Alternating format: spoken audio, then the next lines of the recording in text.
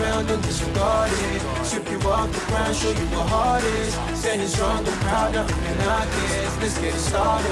It's the hardest. Talk around and disregard it. Strip you off the ground, show you what heart is. Standing strong and proud, nothing can knock this. Let's get it started.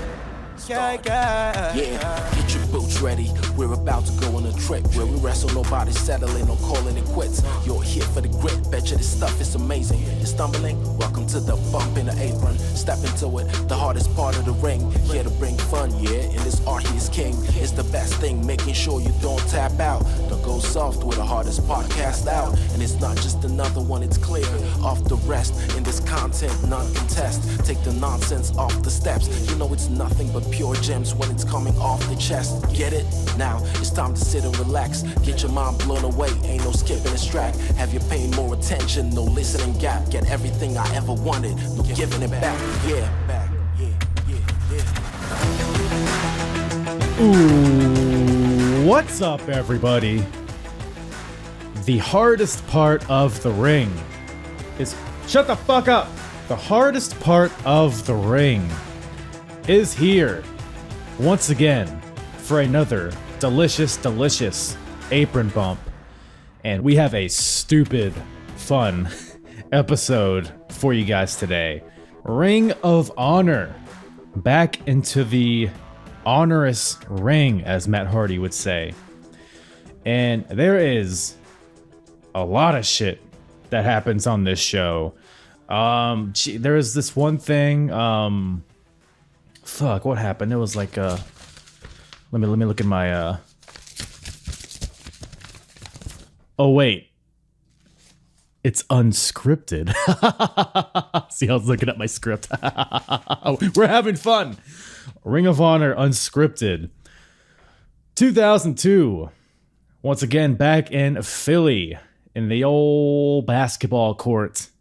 In whatever the gym's called. Who gives a fuck what it's called? But Ring of Honor Unscripted. 2002. I'll keep this short and sweet because it's a long one today. But it's I wouldn't let an episode get this long if it wasn't a fun ass time. So don't worry about that. But man, just to set the scene for you, we got huge world title implications happening on this show. I did not expect that, because going into this show, all I knew was that there would be a one-night tournament to crown the first ever Ring of Honor Tag Team Champions, and that does occur. That is the bulk of this show. But we also have a street fight that may well be the best Ring of Honor match I've seen thus far in my reviews. We also see a world title match, Low Key versus Xavier, and let's just say that did not go as I anticipated it would at all. And other than that, a lot of debuts. We have a few major debuts that, once again, did not expect at all from players that would become legends in Ring of Honor in the upcoming years. A big Japanese presence on this show that we say this in the episode, but that's a precursor to what Ring of Honor would become in the upcoming years. So we're building, folks. Ring of Honor is starting to figure some things out. Lots of great matches on this show. Some not so great matches as well. I mean, you got the fucking Flying Elvis. We got, of course, more Christopher Street connection. And if you've been listening to my reviews and you're like, man, they couldn't get any more ridiculous than they are already, go ahead and give this a listen ski and see why that is a wrong assessment. But lots of stuff happening on this show, and could not have gotten a better guest, Karina Runcinque. Hopefully I'm pronouncing that right. I asked her. I was like, is it like K pasa? Like a fucking white woman at a Mexican restaurant. But yeah, Karina Runcinque joining me on this episode. You may have seen her on Twitter. She's very prevalent in the wrestling community on Twitter and Instagram. One of my favorite follows. And I'll put all her info in the description below. Also works as sort of an administrative role in the medical field as well. So she has a lot of information to provide about vaccines, COVID. I'm not talking about polio. I'm not talking about measles. I'm talking about the COVID-19 And she explains it better than I ever could. So I will let her do that on her own. So we talk about a few minutes in the beginning about that. But after that, man, we are red hot and rolling. So super fun episode with Karina. Like I said, all her info and all the links that she talks about, all that info will be in the description as well. So let's get to it. Ring of Honor, Unscripted. There's no script there. 2002, with myself and Karina Runcinque. And we ran out of the vaccines, basically. Classic. Yeah, so we had the Johnson & Johnson for like 2 weeks. And we were like all over the place and marketing stuff, you know, taking pictures and all that shit. And then just like that, bam, gone. So right now we're just, so right now we're working on getting new shipment, but it's not going to be Johnson & Johnson. It's going to be the Moderna. So basically if patients decide to get the shot, then, you know, you have to take the other one if we get it. Oh, gotcha. Well, that's the only reason I had you on is because I wanted you to slip me one, you know? Oh, yeah, for sure. Yeah. Like right now, I live in Florida. So Florida has been the state with everything is about the vaccine, you know?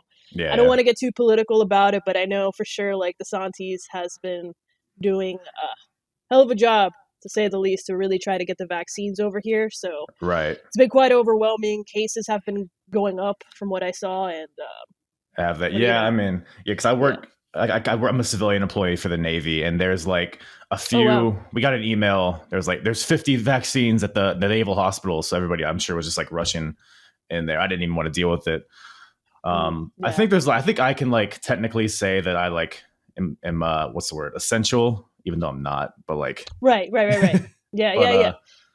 Like I do different things at my job. So it's like, you know, I'm talking to patients, not medically as much, you know, I'm not a medical person per se. I do talk to patients mostly for administrative stuff like referrals. I work closely with the insurance, which is, you know, we're exclusive to Florida Blue. So I work with them a lot too. And then the marketing side out of it. So I'm like all over the place. So basically like, when people see me like, oh, what are you doing today? And I'm like, I don't know. I'm just fucking here. So, trying to get the world back to normal. One just vaccine trying to at get a the world time. back to normal. Just let me know what you want me to do. You're doing God's work over there, though. I appreciate it. I would say it's Good Friday, so I guess that makes sense. Yes. You get one day. You get one day off today. So take it or leave it, to say the least. Exactly. I'm recording, by the way, just so you know. You kind of already touched on it, but is there anything else you want to like plug or give a shout out to in terms of what you do or anything? Well, yeah, of course. Well, like I said, I work for Sanita's Medical Center. If you guys have any questions about the vaccines, when we're going to have them, I'm going to answer it to you now. We don't know. It's coming from the government. So, but if you're in the state of Florida, you know, if we do get the vaccine, just go to our website, www.mysanitas.com. You could pre-register and just put your name, a little bit of your information, and somebody from our offices will go ahead and call you to let you know when we actually have the vaccine. And from there you go. And April 5, just wanted to plug that in, here in Florida, all over Florida, it's not going to be 18 and over now that you're eligible to get the vaccine. So really? So yeah. You don't, no questions asked. You don't need a doctor's note, because that was a whole thing about the vaccine. Like, so we went through phases just like everywhere else. You know, we had the seniors, we had the 50 and overs, the 40 and overs. But if you had chronic conditions and you were eligible for the vaccine, you had to go through your primary care provider to get the CDC required doctor's note, and then you could get vaccinated. But now on April 5, hoping that Sanitas has already the Moderna vaccine, you are eligible to get vaccinated. So April 5, either at Sanitas if we have it, or at a CVS or at a Walgreens, you know, I definitely recommend people to get vaccinated. You don't have to, you know, we're not forcing it on anybody, but, you know, especially if you have chronic conditions, please do. We do have Sanitas Medical Center all over Florida. We have it in Miami. We have it in Broward County, Palm Beach County. Palm Beach County, who actually has a vaccination, would be Boca Raton, Central Florida, and West Florida, which is the Tampa area. So if you have any questions, please let me know. I could do the best that I can to answer all of them. No medical questions because I'm not a medical person. So, but we do have is the myasthenitis chat. If you are Florida Blue, you can definitely, sign up for that. But in regards to the vaccine, you don't need insurance. You don't even need to have Florida Blue or even be a member of a patient with us. You could just come by, just see if you could get vaccinated. If you have any questions, we do have the chat available on our website. It's completely free. There you go. Bye. That's awesome. Yeah, no, yeah. That's really impressive knowledge that you have on. I mean, obviously, it's what you do, but it's good to know that there's people in charge that are that have a good handle on it, at least. Yeah, I'll make the 9-hour drive to Florida if I need to, if it comes down to it. Do it, man. Do it, dude. Like, I try to hey, if you need the vaccine, Orlando still has it. So if you want to drive those 4 fucking hours from Miami all the way up there, dude. Power to you, or you could just go to a Walgreens, ask if they have them. I think I'll do that. I'll try that first. So yeah. But man, as somebody who works, at least adjacent to the medical field, I'm sure you cringed watching Ring of Honor Unscripted. There was a lot of questionable parts, I'll tell you that. I mean, fair, yeah. So were you, because you're one of my go-to people for obscure wrestling stuff, which is why I had you on here. And so I assume you've watched a good amount of ROH in the past.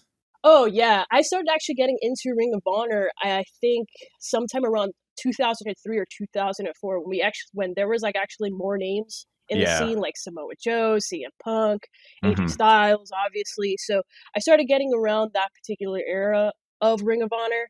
Yeah.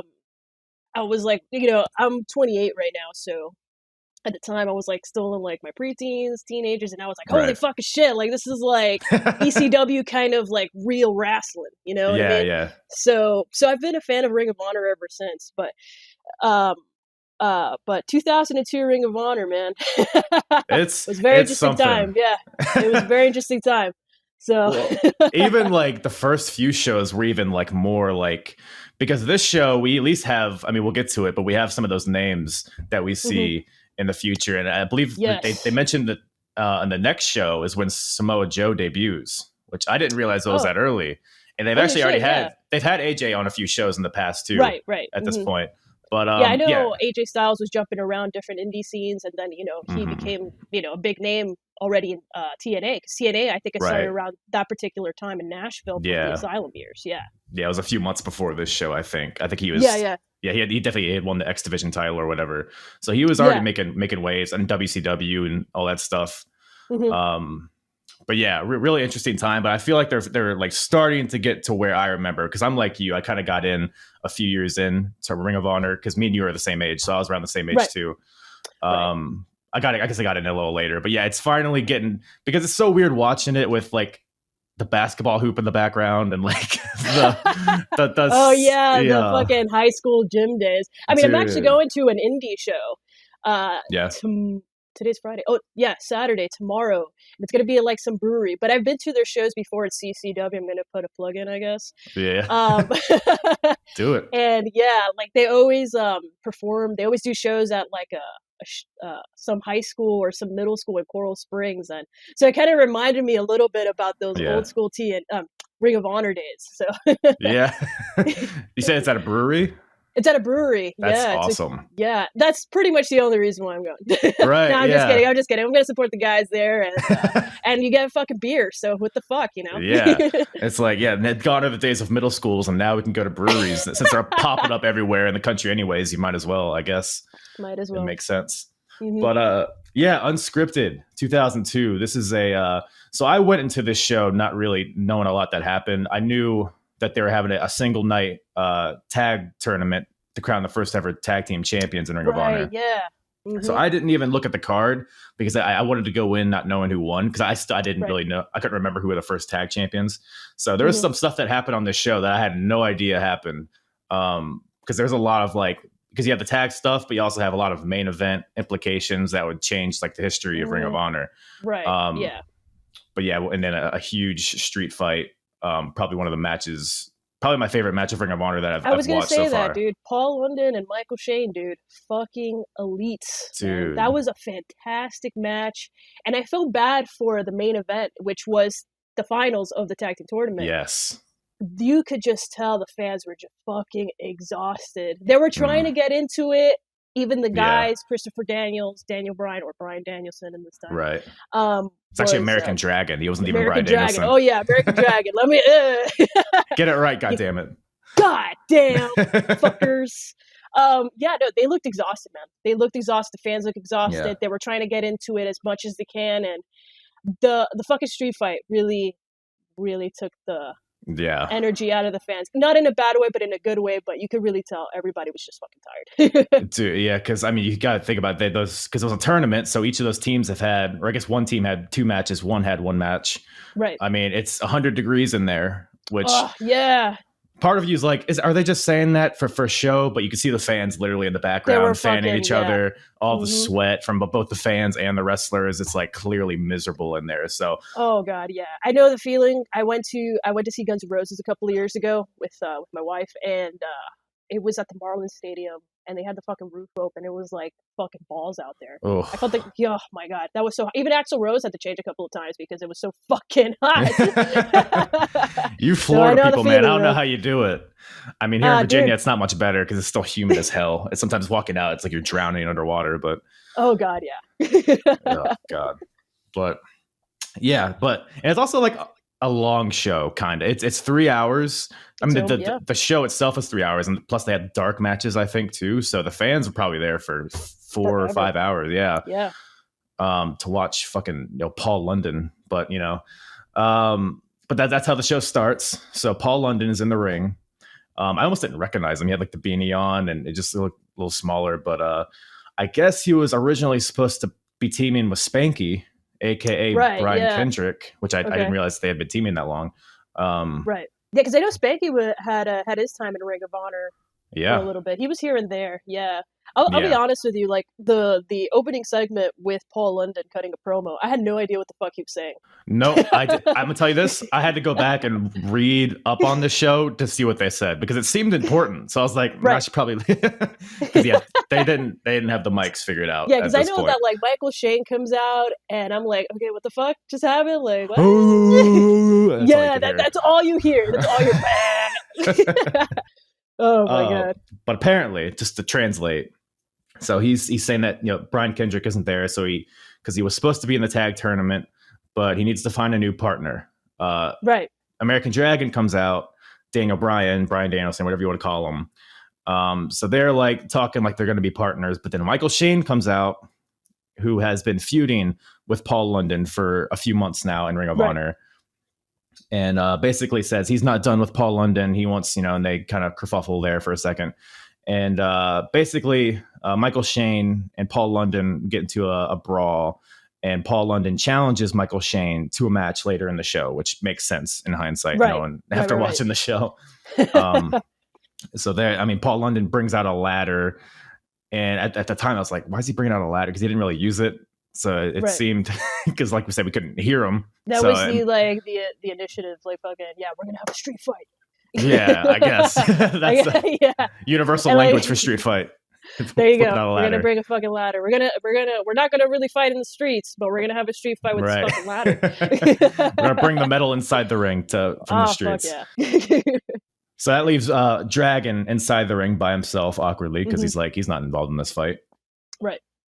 So Brian has to now pick a partner because he was going to originally partner with Paul London. Whoever's in the ring with him, someone was interviewing him. I think it was Donnie B or some guy.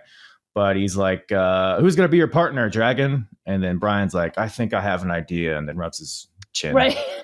The great acting chops that still carry over to today. Yeah, pretty much. WWE, man. Helped him out a lot. What did you think about seeing like early Daniel Bryan here, just in general on the show? Oh man, he's such a baby. God, he is. So he is, young. But he is, but like he kind of looks the same in some ways. Right, he kind of looks the same. Very baby face looks right there. Man, not a great idea to wear white throughout that whole fucking show. I was literally about to say that. Yeah.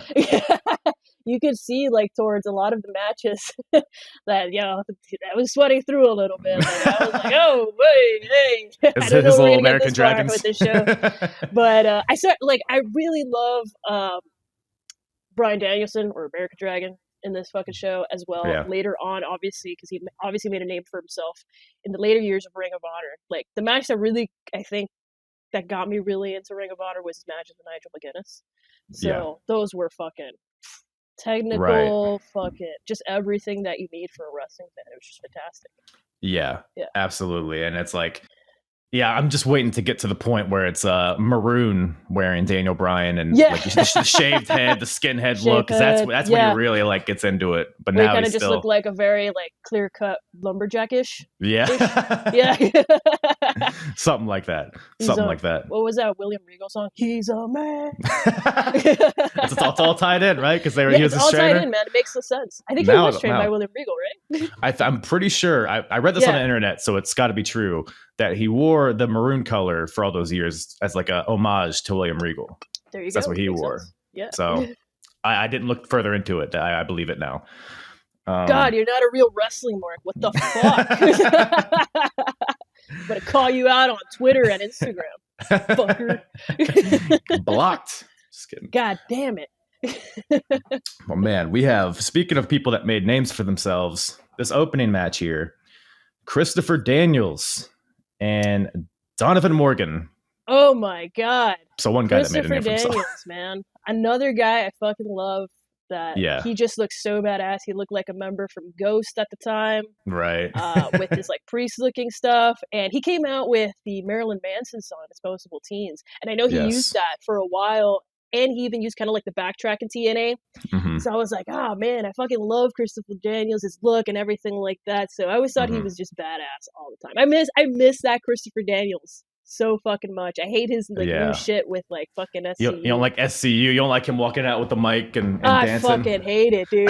Oh, it stinks. No offense to anybody who loves SCU, but I was like, this is not the Christopher Daniels that I grew up watching. I want to see Christopher Daniels where he looked like he was a member from Ghost. So the fallen angel, basically. That's a simple thing to ask for, really, in wrestling. Yeah, simple thing. Just like offend people a little bit, you know? Yeah. Especially in this day and age of cancel culture. Just offend them. Oh, man, after this match, we got something related to that. Oh, but, I know. You know. But, so are you a big Donovan Morgan fan as well? Not the biggest fan, but he's extremely underrated. Underrated. Fantastic wrestler. Kind of sucks. Like he just disappeared on the face of the earth, just kind of like some other guys do. Like Michael Shane. Michael Shane, another guy that I always thought he was super underrated. I thought he was going to be like the next big thing, to say the least, in TNA during his time with Kazarian and Tracy Brooks, but he just kind of they just kind of disappeared later in the 2000s. Yeah. Michael Shane, I know we're getting off track here, but Michael Shane, he came in when the X Division was getting really hot. So I think he got kind of lost in the shuffle amongst all like the flashy, like the AJ Styles, Sanjay Dutt, because he's not a very flashy guy. He's more of like a Shawn Michaels storytelling kind of guy. So maybe that's why, unfortunately. But and Donovan Morgan, you could probably say something similar. Not very flashy, but very, very solid. I mean, and everything. And I didn't know about him until I started watching these shows. But this show kind of sold me on him a little bit. Same here. There was a lot of like his moves were very unique throughout a lot of the show. Yeah, and he wasn't even that bad, like talking on the mic or anything like that. Just like we said, he wasn't a flashy guy at all. He looked like a wrestler, basically. Yeah, he just looked like a wrestler. He was underrated technician, to say the least. And it just kind of sucks. He just got lost.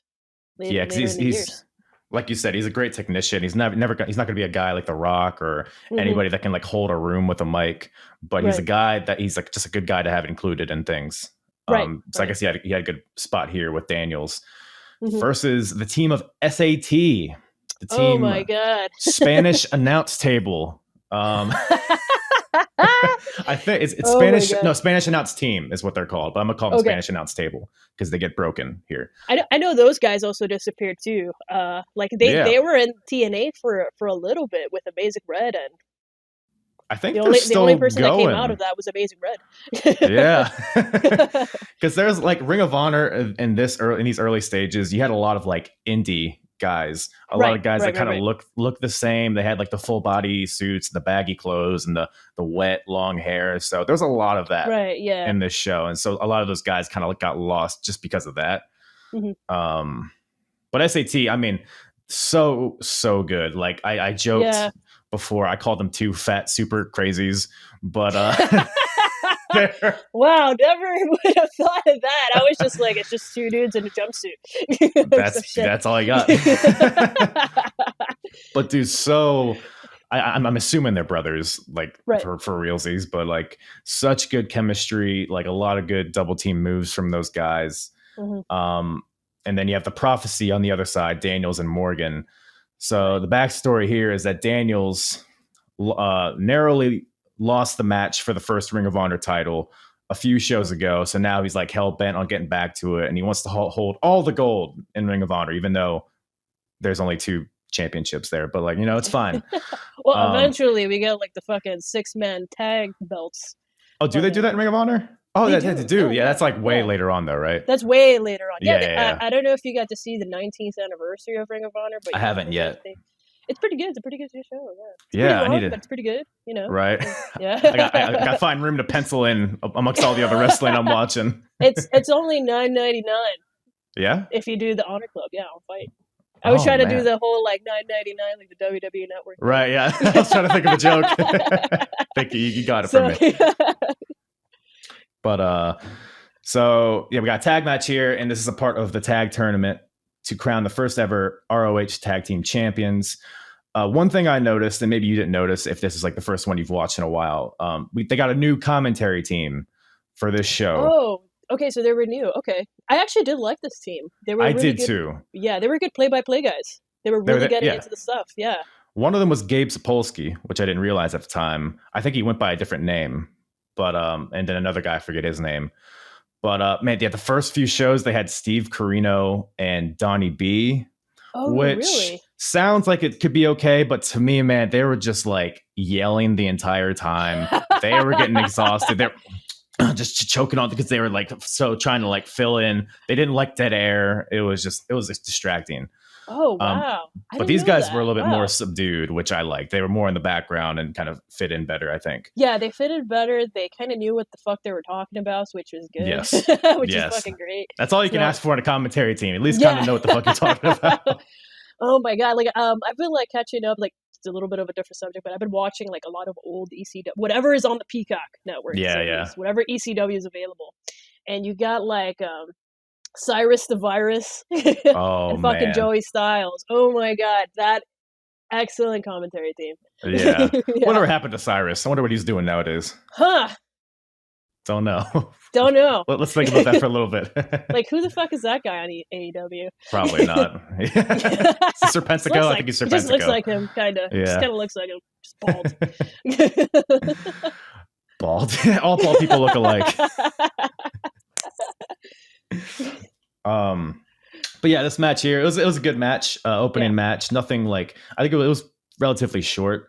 Right, but SAT got their stuff in. Like I said, there was like a sick like doomsday device spinning DDT. Just like really unique moves like that. And they go for a double Spanish fly, which at the time was very unique. I don't know if they were the ones that invented it. Do you know? I don't know exactly, but I know they used it a lot. And that was like one of their big moves. I think that was actually their special maneuver as a tag team. Because I know they used it a lot in TNA too when they were there with Amazing Red. But yeah, it was a very unique maneuver. I thought it was badass as fuck. Yeah. Super. Very cool. Yeah. I popped for that a little bit. Yeah. Everybody, but that was like their thing. That was like the Canadian Destroyer. Well, like what that would go on to be. That was like their like big move in Ring of Honor. Yeah, I don't see a lot of guys.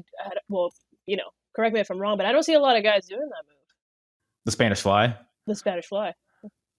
There's a few. I know, there's like shit. What's his name? Cameron Grimes does it kind of. Oh, okay.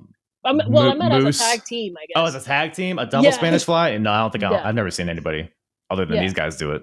I mean, it's got to be tough as hell just to have one guy doing it, to have all the communication with 3 people doing that. God, yeah. That's insane. I mean, I don't know. Yeah, I mean, with all this new shit going on, I mean, there could be probably some indie show in Wisconsin. There's probably tons of breweries around me with people doing double Spanish Flies nowadays. These kids these days.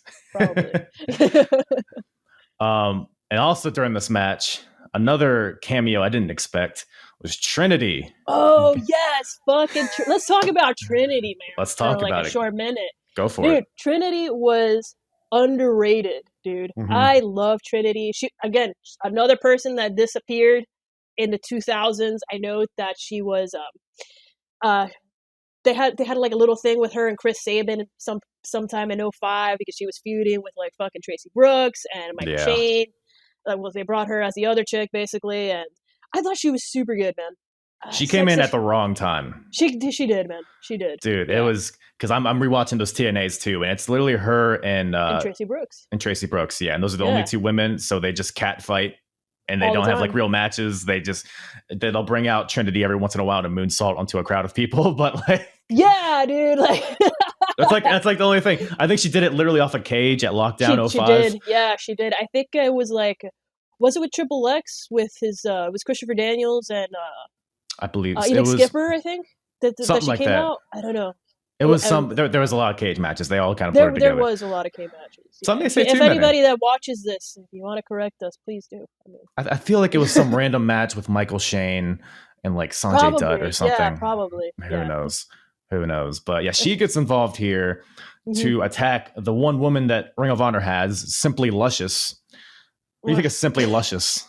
Oh god, those WCW names, Jesus Christ! Like yeah, it was like those 2000 names. Like they had some bitch in ECW called fucking Electra, I think. So like some stripper names. Yeah, this is the time where like a bunch of stripper names were coming out. Like, oh my god. Yeah. Like, I mean, no offense to the women who watches this. I'm not calling all the women bitches. I'm just saying, like, they're pretty much all bitches. All two of them. Like these fucking stripper names. Like, I was like, oh my god. Actually, there was one that wasn't a bitch, but we'll get to her later too. Yeah. You're right. Just all these crazy like weird names showing up in 2002 Ring of Honor. Simply Luscious. I know TNA had Goldilocks. I was like, oh. Goldilocks. You remember that one? Shit. Can't say that I do. I think I have a dog. I used to have a dog named Goldilocks. Oh god. No, I didn't. I'm just kidding. Okay, yeah. But see, we got Luscious and Trinity fighting because they're women. Right. That's pretty much the extent of what I gathered from it. And as we were talking about, Trinity goes up and hits that moonsault from the top rope to the outside. Looked impressive. I mean, I'm not gonna rag on it at all. It was great. Yeah. But that was just like a weird little interstitial, like in the middle of this match here. But towards the end, so SAT goes for that double Spanish fly, but one of them gets knocked off, so they only hit a one-person Spanish fly, which I guess is half as strong. So they only get a two. I guess the pin gets broken up. Daniels hits an enziguri on one of the Maximos, and then Donovan Morgan follows up with an Angel's Wings for the win. Yeah. So the Prophecy wins and moves on in the tournament to face off against another team. So what do you think of this first match here? Dude, I thought it was pretty solid. Match. The fans were really getting into it. Pretty much in the middle of the match, when pretty much all the action started. Because I know it started a little bit slow in the beginning. You know, they had to show all their technical stuff, but then it really started bringing up towards like the middle and the end of the match. Yeah, I thought it was solid. There's definitely an urge, I think, with Ring of Honor to kind of show that they're offering something that like WWE isn't offering. So they go heavy on the chain wrestling a lot of times and all that stuff, which is good to see. It's good to see that they're like doing something to differentiate themselves a little bit. Right. Yeah. Right. Because I know like I'm sorry. Like I know like obviously this is a time where WCW's gone, ECW's gone. So we have like this crowd of like, because where was this again? Like, was it Philly? Philly? Yeah. You got the Philly crowd who are always fucking hot. So they were kind of like those ECW fans. So it was kind of like their new alternative compared to what WWE was giving us in 2002, which WWE in 2002 wasn't that bad either. Right. Yeah, there was like, it was definitely like a down slope from the Attitude Era. So it was like a weird transition for people, I'm sure. Right. Because people wanted the real wrestling. Yeah. Yes. And they would get that more so like in the Ruthless Aggression era, but there was like a weird period where it was like, you know, Triple H was fucking mannequins and NWO was killing people. Yeah, it was a weird time in the early 2002s. Yeah. It was a weird time, but don't worry, Ring of Honor is here to bring us stuff that's not weird. So that's why we have the Christopher Street Connection backstage. Oh, yes, this segment. Eating bananas. They're eating bananas. Did you know that they're gay? If you didn't. Oh, Watch it, they're eating bananas. Jeez, what the fuck? Didn't even know that. Dicks. Wow, fruits in the fucking thing. People don't get offended. I'm gay too, so. See, now I have to pass. Now I can free range. Oh my god, this segment. What'd you think of the Japanese pool boy? Oh, So god, I get it. It's 2002. These jokes are still relevant, you know. Well, I know later on it kind of explodes a little bit, but we'll get to that in a bit. But it was interesting. So it opens up. So it's Christopher Street Connection walking up to the team of what are their names? Haduka. I'm gonna get it wrong. Hold on, let me go. Oh, it's like I'm gonna say something. Hikudo Hidaka. There you go. Yeah, I was gonna pull it up right now. They walk up to Hakudo Hidaka and Dick Togo, who are backstage. Oh, Dick Togo, man. Dude, so good to see them. Yeah. So a little bit in action later, but Christopher Street Connection walks up to them, says, "I don't remember ordering Chinese food." Oh. Now, correct me if I'm wrong.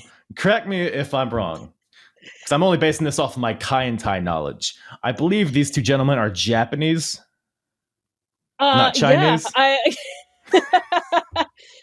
but, you know, same. Oh my god, this fucking shit came out now. Ugh. Well, don't worry. Hashtag offensive. Me too. Hashtag me too. But they retaliate. Don't worry. The Chinese Japanese men, they take their banana that one of them is holding, and they snap it in half. Snap their man. That's not foreshadowing, but that's a callback to Choppy Choppy Pee Pee. Choppy Choppy Pee Pee with Val Venus. Wow. Yes, man. I didn't think of that till just now. Man, that's some good long term storytelling there. Whew. Wow. Choppy Choppy Pee Pee. There it is. There it is. You know, a lot of people praise the Attitude Era, but there was some misses. There was some questionable shit. It was the time, though. You know, it was the times, man. Me and you were 8 years old or so at the time, and we were just like, what?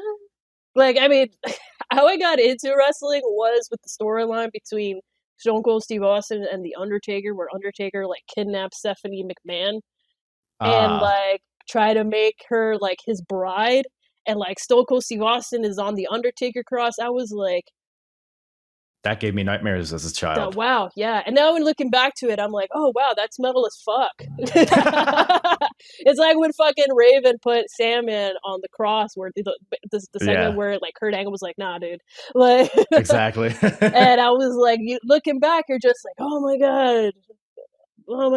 And then like you just look back, like you watch it again when the network was still available. I guess back in those days, we're old enough to remember the network. And like, do you see the Sandman now on the cross? Is like, oh wow, that's like that could be like a metal album. Look at that. Like, how fucking heavy was that? That should be WWE's justification for keeping that stuff on the cock. It's metal as fuck. Get over it. It's metal as fuck, and yeah, dude, that's it. That's all I gotta say. It's metal as fuck. Yeah. It could be on a black metal album or whatever. And just keep it, dude. It's not offensive. Whatever. It's get over it. Put it on Good Friday for all I fucking care. It's funny because my first memory was Boss Man getting hanged by the Hell in a Cell. So it's funny we have those. That's why we're wrestling fans now. I don't know what that says about us that we stayed with wrestling after that, but there you go. But we got something a little different here. We have the FBI. Speaking of ECW. Oh, fuck yeah. Yeah. You big into the FBI? Tony Mamaluke and Tony Mamaluke and Nunzio. I know Nunzio has a different name in this show. I think he's like James something. James Maritato. We'll call him Gandolfini. That sounds right. We'll call him Gandolfini. Yeah, it's close enough. You know, he looks like he could be on The Sopranos. Yeah, I would buy him in it. He seems like a guy that dies like at the beginning of the episode.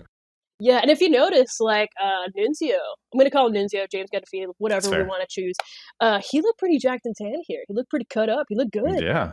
Doing some laundry, all that stuff. Yeah, dude. Even Tony Mamaluke put on some little bit of weight there. Yeah. He looked pretty, like, I know in his ECW days, like, Mamaluke was, it's like a little skinny thing. Right. And now he's like Daddy Luke, huh? Oh, yeah. Who's with me? Oh my gosh.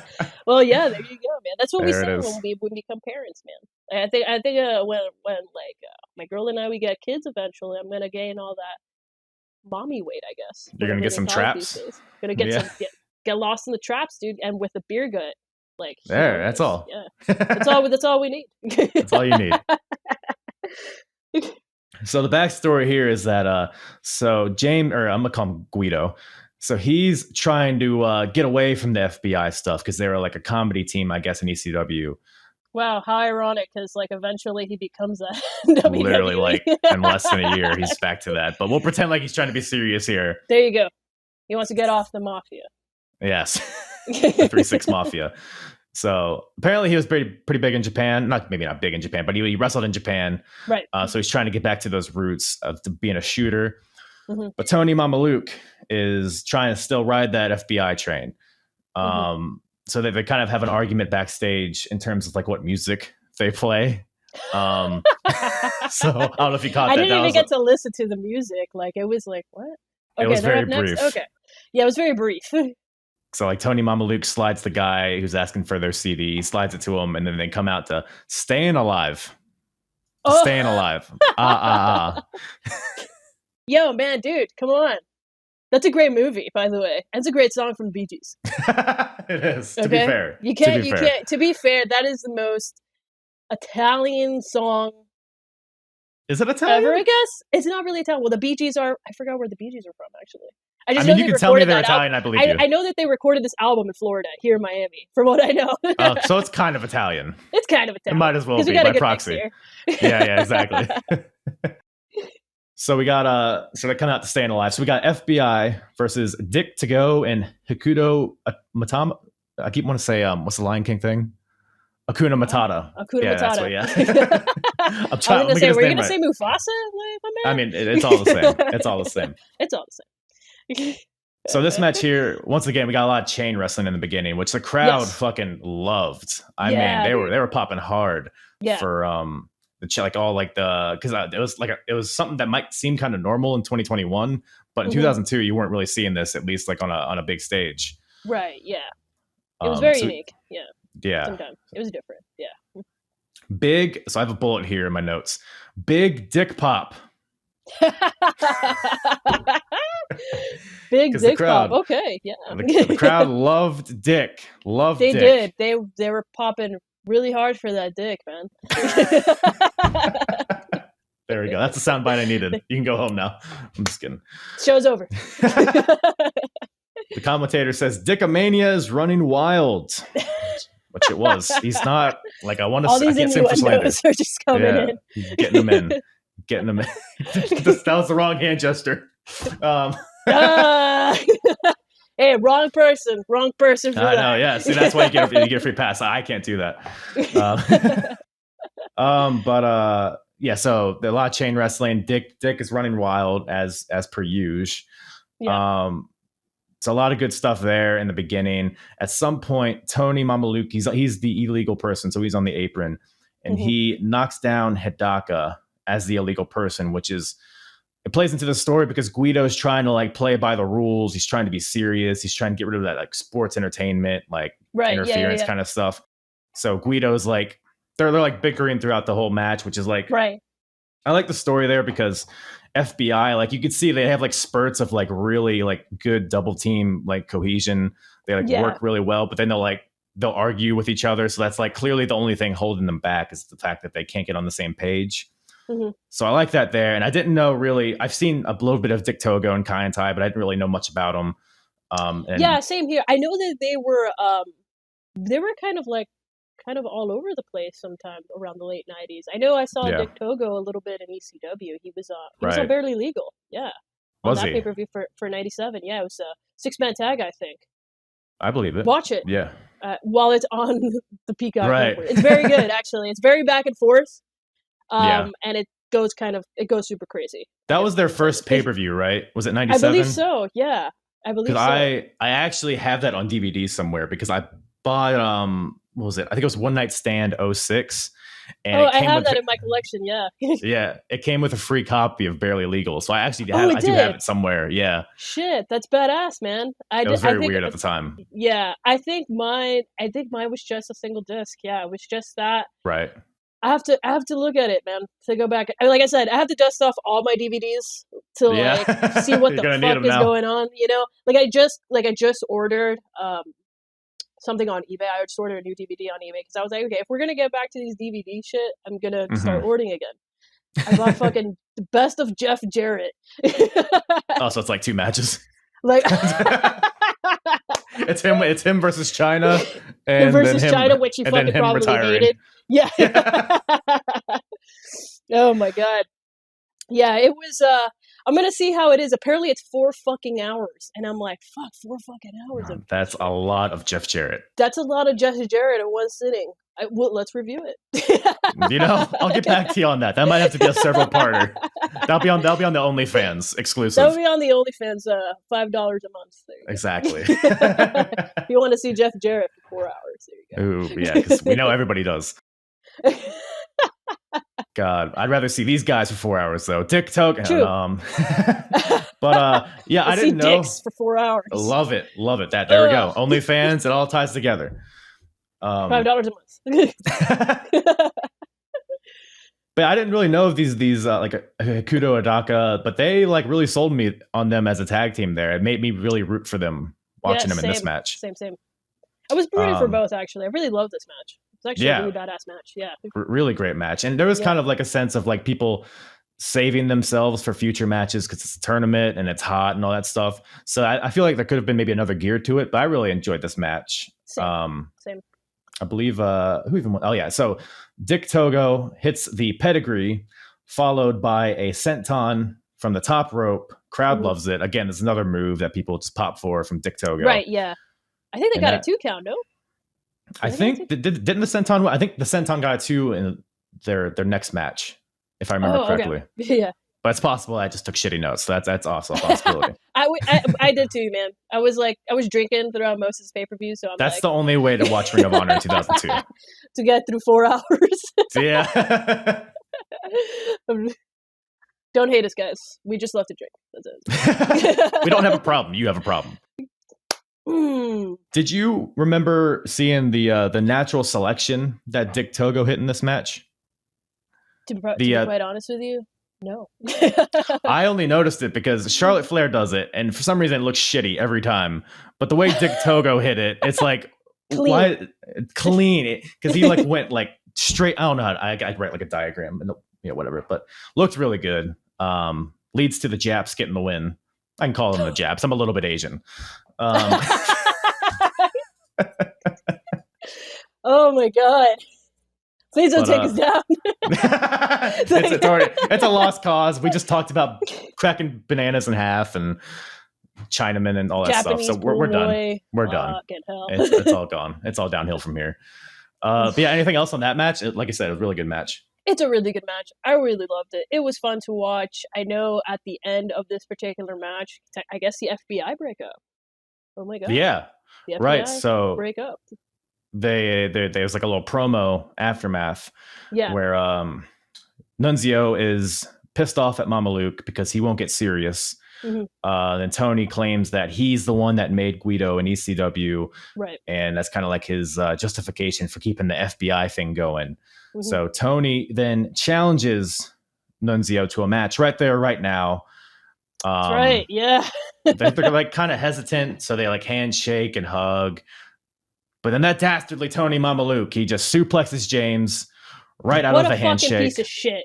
God, this fucking guy. Right before the bell. So the bell rings right after, because I guess that's the universal sign for a match is starting. Just, a suplex. Where the fuck is the general manager? Where's the commissioner? Where's Teddy Long? What the fuck? So I guess a match is happening now. James Maritato versus Mama Luke. Tony Mama Luke. And it's like kind of a match, but not really. Not really. They're just really brawling, kind of. It's more of like a setup for the match that they're going to have in the future. Right. So Tony gets knocked. He takes a sick bump off the apron through these poor metal barricades. Oh my! I was going to say that. Dude. I I had know the the impression. commentators. The Yeah, commentators were like, "Oh, he throws him into the barricade," and I'm like, "Those are fucking gates." they're not nailed down or supported at Anything. all. It looks like a Dude. fucking heavy metal show at some fucking warehouse.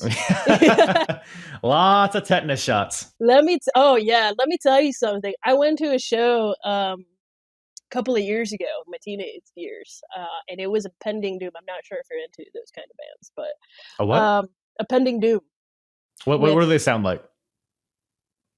Heavy. I was hoping you'd sing me a verse or two. I mean, they were like a Christian metalcore band, I guess. Are they like Skillet? No, heavier than Skillet. Okay. when I hear Christian band, I was like, oh, they're probably like Skillet, right? No, dude. Well, they were like the closing band, I think, and the pit just gets fucking crazy, and the barricade between the stage and the fans was this fucking puny ass gate. So people just start going fucking crazy, and like they just start pushing, and they push down the fucking barricade. Dude, I got fucking slammed there. Like I was in the middle of a wrestling match watching this fucking band. Man. Sucked. Fucking sucked. Between all these brewery shows you're going to and the metal shows, you're taking more bumps than some of these wrestlers are. Fucking shit, man. Give me a Z-Pack. So this is why I only go see like Dave Matthews and Darius Rucker and that kind of shit, because there's very little pits at those concerts. Oh, that's true. I retired from the pits because the last like mosh pit I was in, I got clocked in the face and my glasses broke, so I couldn't see. Why don't you wear glasses to a mosh pit? Even I know you don't do that. I didn't have contacts. I didn't have contacts at the time, so I was like, fuck it, let's see what happens. Blind. But going blind. What fucking got clocked in the face in the middle of a Day to Remember set, and that was it. It was game over. I got to see Rise Against with like one fucking lens. So that's something. That's something. That's something, right? It's worth it. It's worth it, I think. But yeah, these guys here felt that same pain that you felt during A Day to Remember. And then but yeah, Tony, he takes a bump off the apron through the barricade, which like if you're just like thinking about that, it's hard to even like visualize what that looks like, but he literally just falls straight into the barricade, knocks it over. James Maritato, he gets a ring bell. He runs to try to hit Tony Mamaluke, but he gets like drop toe holded or something and goes face first into the ring bell. So he's busted open. This match is like a minute and a half long, and he's like just pouring blood. Yeah, it's all we just already see color. Yeah, it's crazy. And then they get back in the ring. Tony hits a low blow and rolls him up for the win. There you go. Yeah. And bing bang boom. That's all it is. But like I said, it's pretty much to set up a match at the next show, I believe it is, where it'll be James Maritato versus Tony Mamaluke once again. But this time the stipulation is that if James wins, then Tony has to be serious and he has to let the FBI gimmick go. But if Tony wins, then he gets the I don't know, I guess the rights to FBI or whatever, gets to do whatever he wants with it. So it's pretty much a fight to see who has the right for the FBI, which is hilarious. But that is fucking great, because like look what the fuck happens to Nunzio in the WWE. Dude. He is in the FBI with Chuck Palumbo and Johnny Stamboli? I think that's right. Yeah, I know he was I think he was in the WCW power plant before that makes a lot of down. sense. Yeah, because I know Chuck Palumbo was with Stasiak and with I think it was called Natural Thrillers, that faction in the 2000s with Sean O'Hare and stuff like that. So, and I know they were one of the guys that they signed a contract later on, and they were in the Evasion Angle and kinda. DP Kaka. Yeah. And then a little Billy and Chuck in there, and then that goes back 2002. That's happening probably at this point too. they needed the Japanese pool boy, bro. Right? Yeah. But it still worked. Yeah. Still worked. I mean, it got a lot of media coverage. All press is good press, some may say. Man, that's so funny. The fans are like trying to run away from Billy and Chuck only to get Christopher Street connection. Gee, Mike, 2002, baby. Can't escape it. Can't escape it. But this next match here, we got another tag team tournament match. Divine Storm, the team of Quiet Storm and Chris Divine, versus the team of American Dragon and Mike Modest. So, do you know of Quiet Storm and Chris Divine? Don't even remember those guys. They were, that was like I mentioned earlier. There's a lot of guys that came in and were just very like indie. Yeah. Like there were a lot of guys that came in from Shawn Michaels School at the time, the Texas Wrestling Academy. That's true. Yeah. And those were 2 guys, but there was like a bunch of them, so they kind of, and they were all like very similar. So some guys rose above, some guys didn't. But Quiet Storm, Chris Devine are a team now. And versus American Dragon, obviously, and Mike Modest.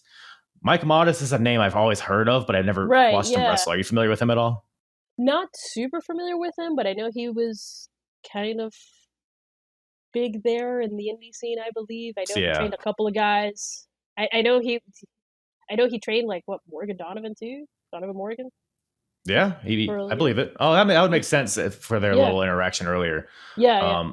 So I believe it. But yeah, Mike Modest, he bounced around. He was at this time he was big in Pro Wrestling Noah. So I guess like you said, a lot of the international stuff, indie stuff. Which is surprising because I was watching Mike Modest and was like, damn, this guy can go. Like in the beginning, he's hitting these forearms in the corner on one of the guys. And it's like, wait a minute, does this guy know this is scripted? So somebody should tell him. Yeah, I actually did put that on my notes, I think, because he was hitting some crazy forearms on these fucking guys. Like, they were pah! I was like, okay, man, the fucking kill him. rough. They were rough, dude. Yeah. And but it makes sense, man. He was really popular in Noah, so I know they were pretty stiff. A lot of Japanese wrestlers, yeah. They really, and that's a one thing too. There was a pretty big Japanese presence on this show. Yes, which is something that's I haven't seen in their previous shows, but that makes sense because like in the future, Ring of Honor in Japan, they had a really fluid big relationship with a lot of different companies. Yeah, Noah, Japan, obviously. Because you had like Masawa come in, Kenta Kobashi, Morishima, all these guys. So it's like kind of a precursor to what would make them so great in the next few years. Is that because I really love that match? Talking about that just for a little bit, Kenta Kobashi versus Samoa Joe. Dude, one of my favorite matches. I'm so fucking pumped to get into early Samoa Joe in Ring of Honor. Because like just quick side, I think the next show, because I looked at the card for the next show, is Samoa Joe versus Low Key. And I believe, because I've watched one of their matches before, and it was like the most shootiest of shoot fights that you will ever see. Like they're killing each other. Yeah, so Low Key. Oh my god. Low Key was just that kind of guy. He was something. He was that kind of guy. And we'll get into that later too. I can't wait for that. But we got this tag match here, and like I said, Mike Modest is laying it in thick in the beginning. Oof, yeah. As is Dan O'Brien here, Brian Danielson. He has to prove a point. Yeah. He does. Yeah. He has to prove it. He can't be outshined by Mike Modest. Yeah. But then, so a really good another tag match where it kind of felt short, but like I said, it kind of all played into the tournament. Yeah, that was another one. Yeah, another match that just felt a little bit not rushed, but it did feel a little bit short. I thought this was a really good match, in my opinion. But yeah, it felt pretty short, felt a little bit rushed, a little bit just to move on to the next match. But I thought it was solid. Yeah. Solid match. I agree, because even Quiet Storm and Chris Devine, they've been teaming for a while at this point, so they're starting to gel. They're both pretty good in their own right. At least good enough to hang with Dragon and Modest here. Towards the end, Chris Devine goes first. He goes to the top rope to hit something from the top rope. But Mike Modest runs up to the top rope, catches him, and hits like a bridging fisherman suplex from the top rope, but lands like in the bridge, like the bridging pin. Looked amazing. Amazing, yeah. That was pretty fucking that gets them the win. So they move on in the tournament. And like I said, really solid match. Made me want more from these guys, and I guess that's all you can ask for. Yeah, that's all you could really ask for. Yeah, it was a really solid match. If I had to give it a Dave Metzler rating, probably like a 3.5. Oh, okay. Well, that's what we ask for. That's what the fans want. Believe in us. Yes. Then it cuts to a segment that happened, I guess, earlier in the day when they were getting set up. Carnage Crew. I guess they were in ECW, right? HC Loke and Tony DeVito. I don't know how you familiar are with them. No, not really. Maybe they were in ECW. Maybe they were just those kind of guys that kind of just made it later in ECW. That we're just like, oh. I think they were the Baldies. Does that ring a bell? Yeah, it's fine. I heard it once, and now it's just gospel in my head. But they beat the shit out of some security guards earlier in the day, because why wouldn't they? This segment was interesting. Yes. They just started because I think they were upset that they couldn't be in the tag team tournament, if I'm correct. Yes. They couldn't be in the show or some shit. That's what I gathered from it. Yeah. And they just started destroying these guys. Like, fuck you, motherfucker. I mean, I know that's what I do when I don't get a position, in my job that I want. I just go there and just beat the shit out of people until they give it to me. Yeah. There you go. That's how we that's how we have to do in the future in today. That's how you get a vaccine. You just rip it from people. Just bring a steel chair to the office. I want this motherfucker. I mean, it probably work. Yeah, it probably work. You might get some other repercussions from it, but you probably get the vaccine very quickly. Yeah, there you go. That's how it works in life, I think so. We live to enlighten on this podcast. And that's how it worked in 2002 Ring of Honor. You just come in and just beat some dudes. Well, that's how it works, apparently, because the next match was supposed to be the Hit Squad versus the Natural Born Sinners, which is... there we go. Another Natural Born team. Yep, Natural Born.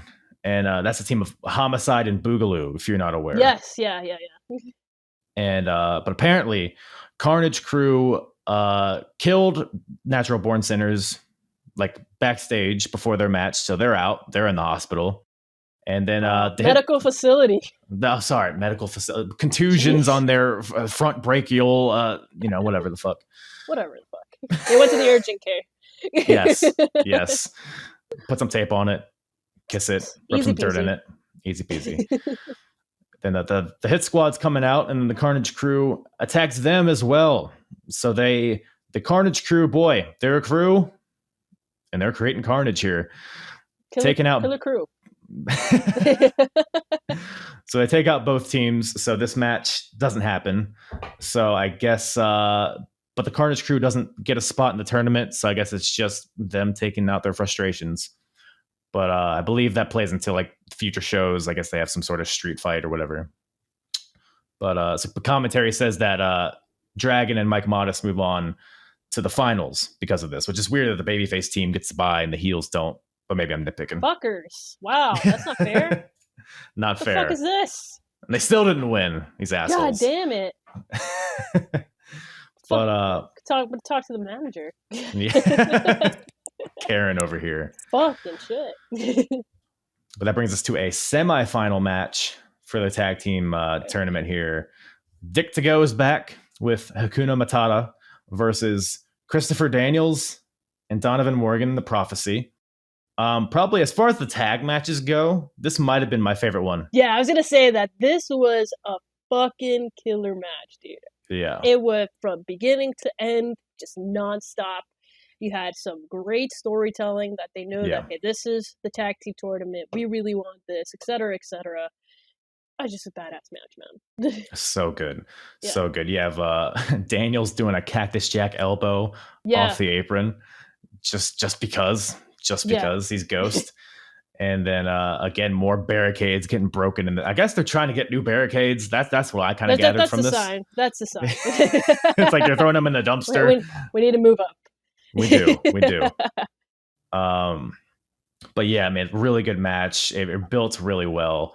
Yeah. And the ending stretch is really good. I thought there was a lot of good drama, a lot of good false finishes. Yes, a lot of good false finishes. Fucking fantastic.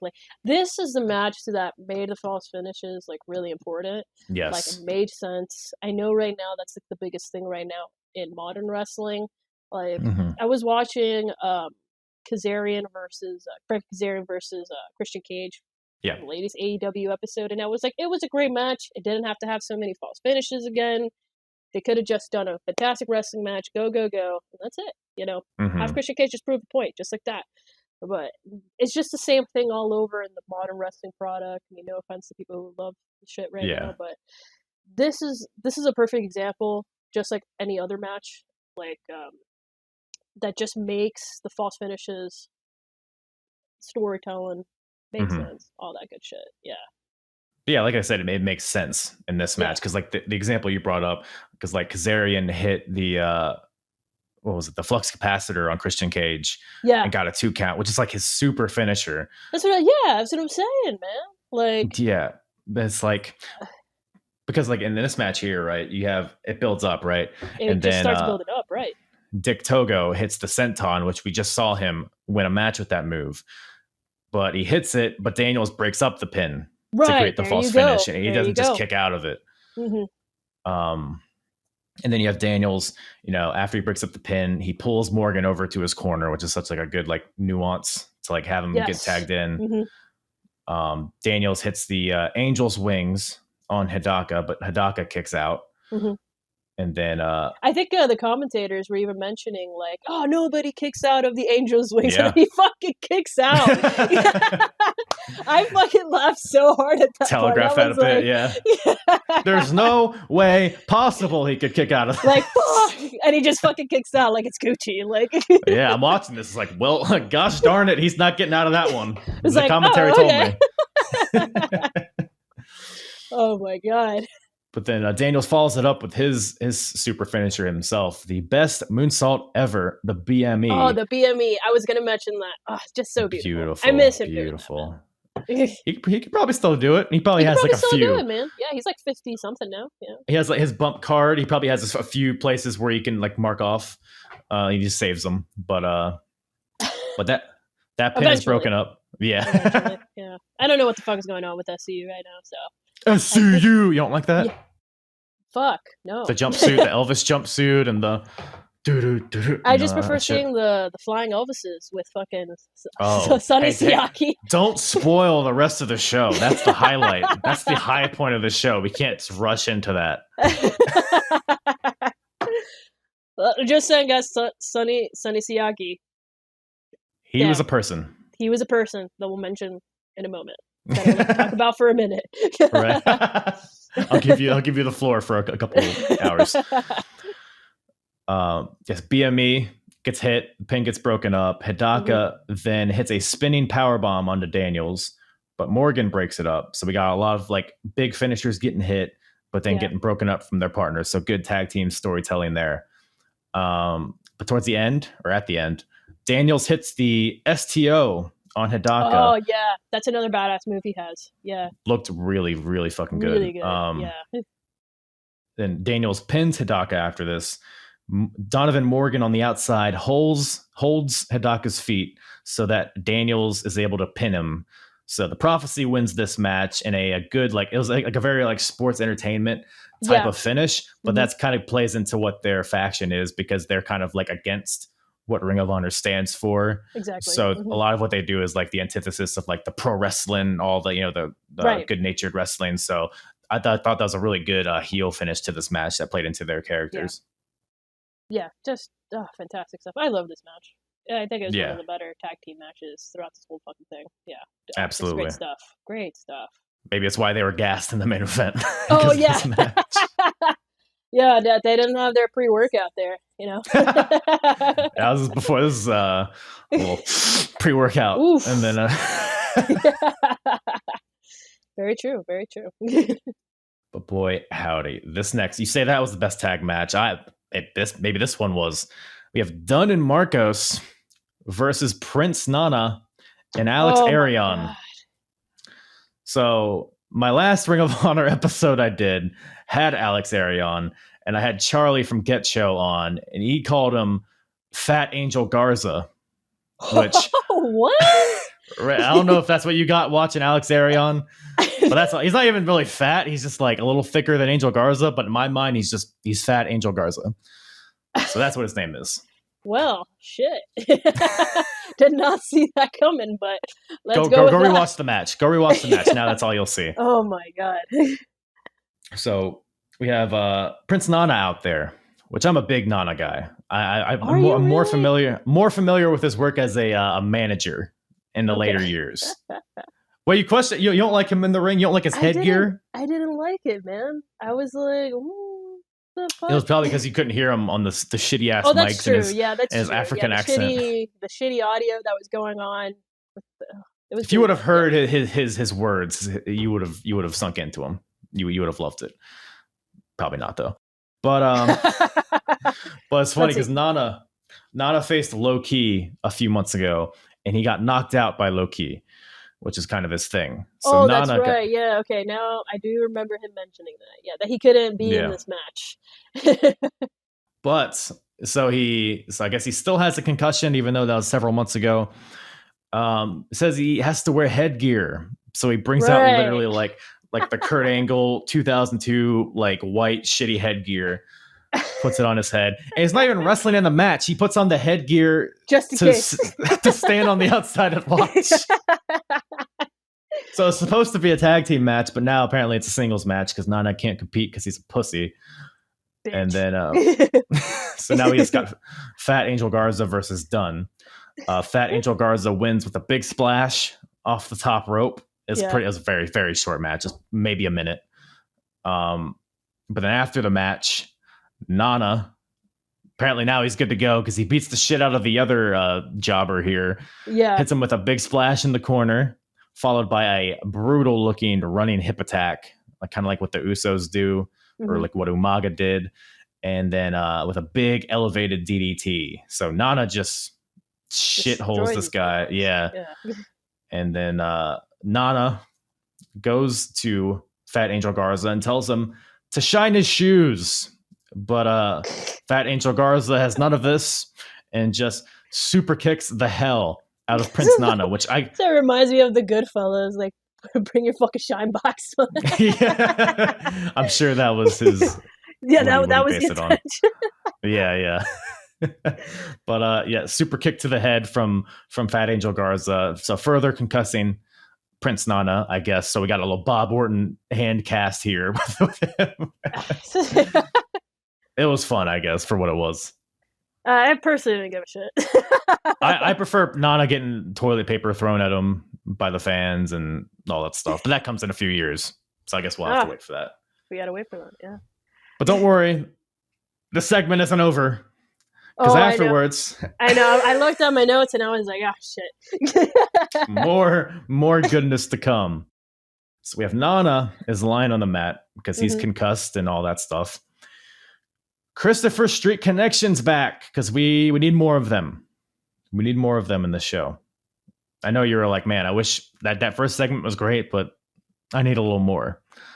Because that's what we asked for. Yes, that's what we all asked for. So they come out. I still don't know what their names are. Like the two main guys, don't even think it matters. I think they probably said it a couple of times, and I'm just like, I'm just gonna have another sip of my beer. Yeah, I'm gonna go do something else for a little bit. Yeah. So they come out with the Japanese pool boy and with Alice in Danger. So they got a little faction brewing here. Alice in Danger, stripper names. So Nana's on the mat, laying on his back. They both the Connection guys kiss Nana on the forehead because gay people are all attracted to the same sex. That's how it works, apparently. Right? Yeah. Like, yeah, that's what I do all the time before I was, before I was taken. I just go up to like random chicks and just fucking kiss them.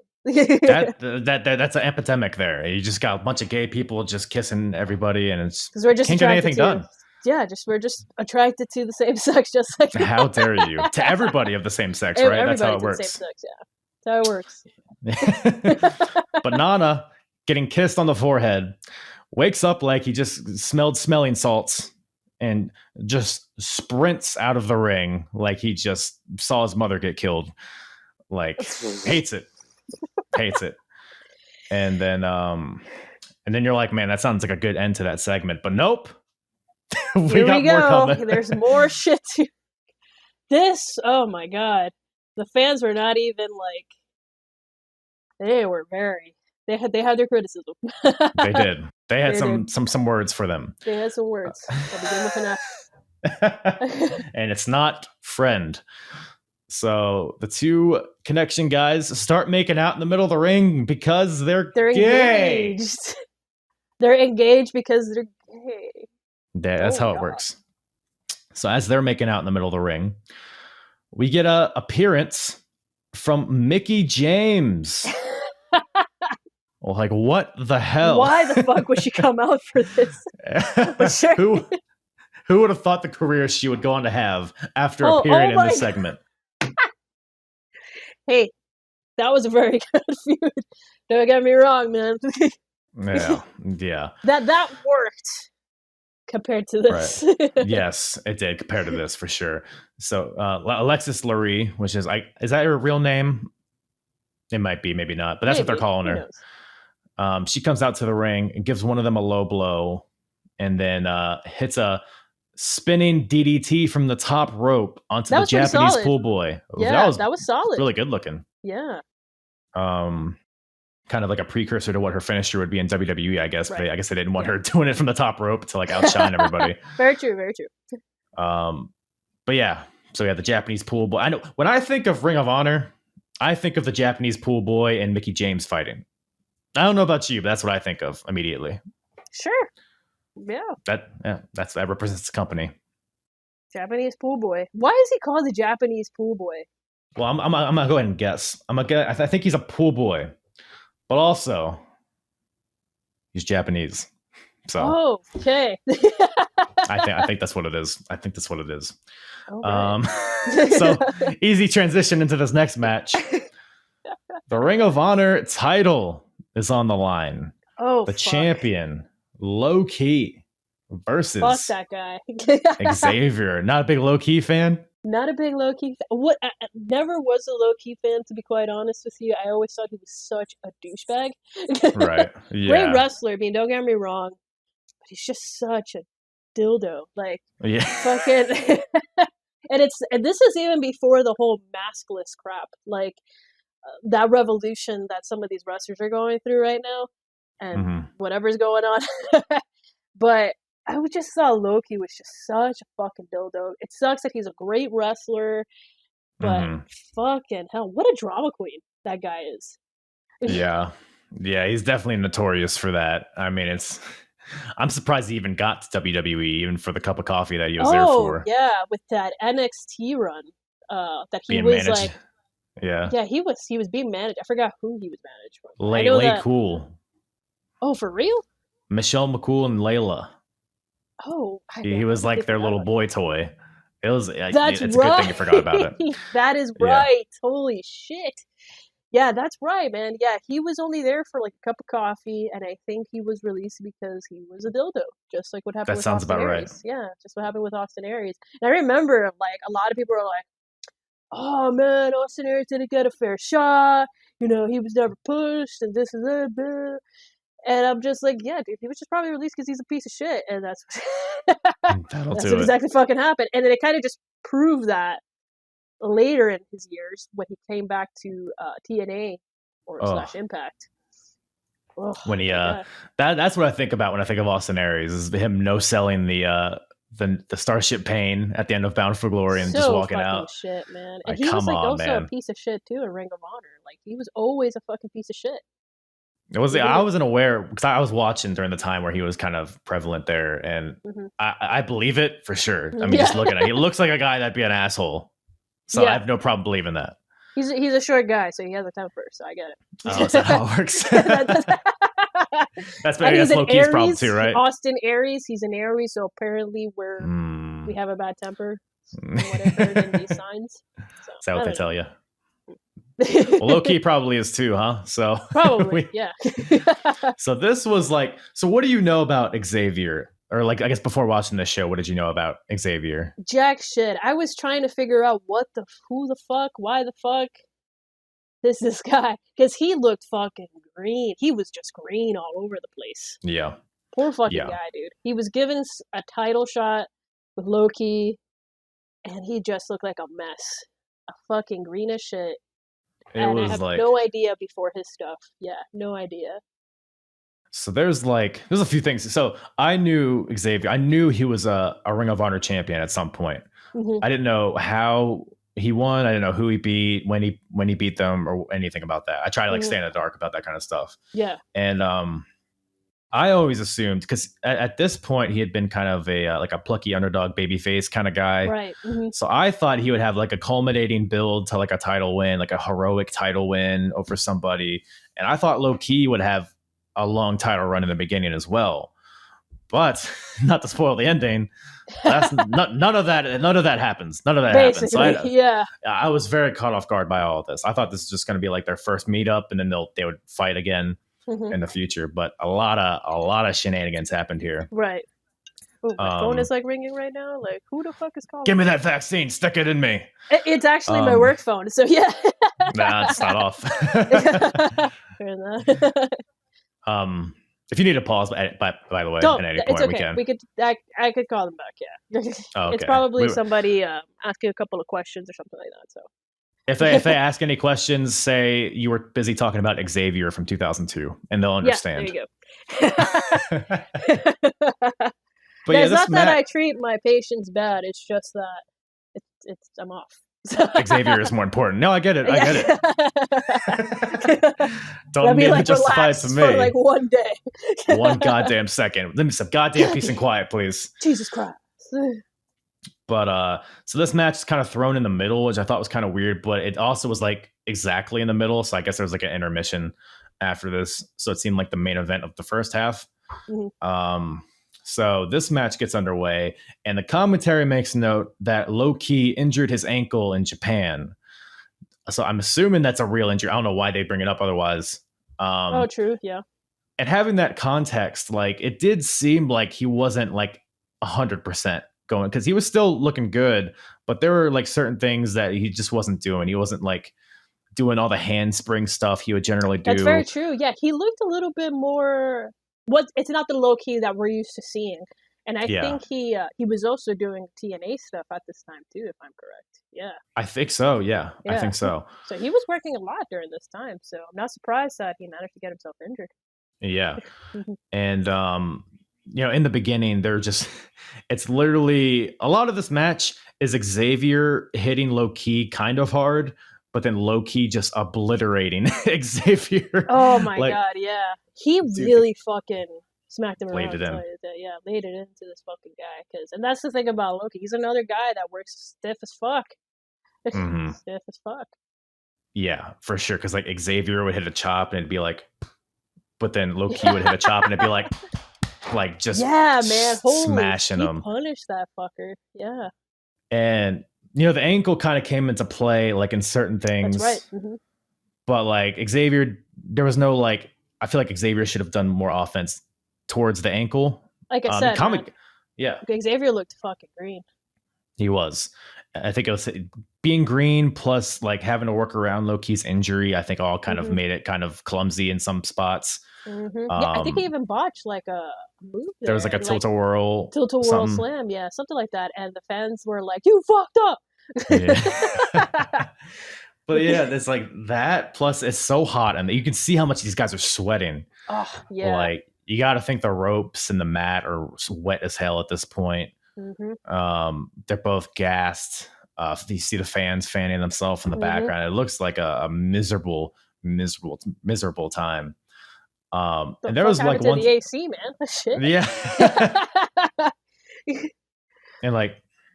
Low-Ki goes to the top rope, and normally you'd see him hit like a Phoenix Splash or like a double stomp, but those moves would be like contingent on you like landing on your ankles, and it'd probably be too much. So he hit like just an elbow drop, which seemed out of place from Low-Ki, but that was like what let me know, he is probably injured, so he's probably doing moves to like mitigate that, I guess. But towards the end of the match, Daniels comes out, Christopher Daniels, and distract Low-Ki, because they were two of the guys. So Low-Ki won the Ring of Honor title in a 4-person Iron Man match, which is basically like a point system match. And Daniels came second in that match, so he like barely lost. So they have an issue there brewing. Low-Ki gets out of the ring because he sees Daniels. He starts to stalk Daniels down like towards the back. But then Xavier comes behind Low-Ki and gives him a chop block, which is like, man, that's kind of a dirty move coming from Xavier. God damn it, motherfucker. And so they have this like concrete slab with like a metal pole coming out of it. I don't know what it's for, because it's for damn sure not there to keep the barricades up. Dude, this part cracked me the fuck up, man. because I was trying to understand the physics with that. Explain it to me. Okay. So maybe you'll make it sense. Xavier comes out with a steel chair, and because the block, the gate. I don't forgot what the fuck that shit was called, and I know the commentators were mentioning it. So it's on top of Loki, right?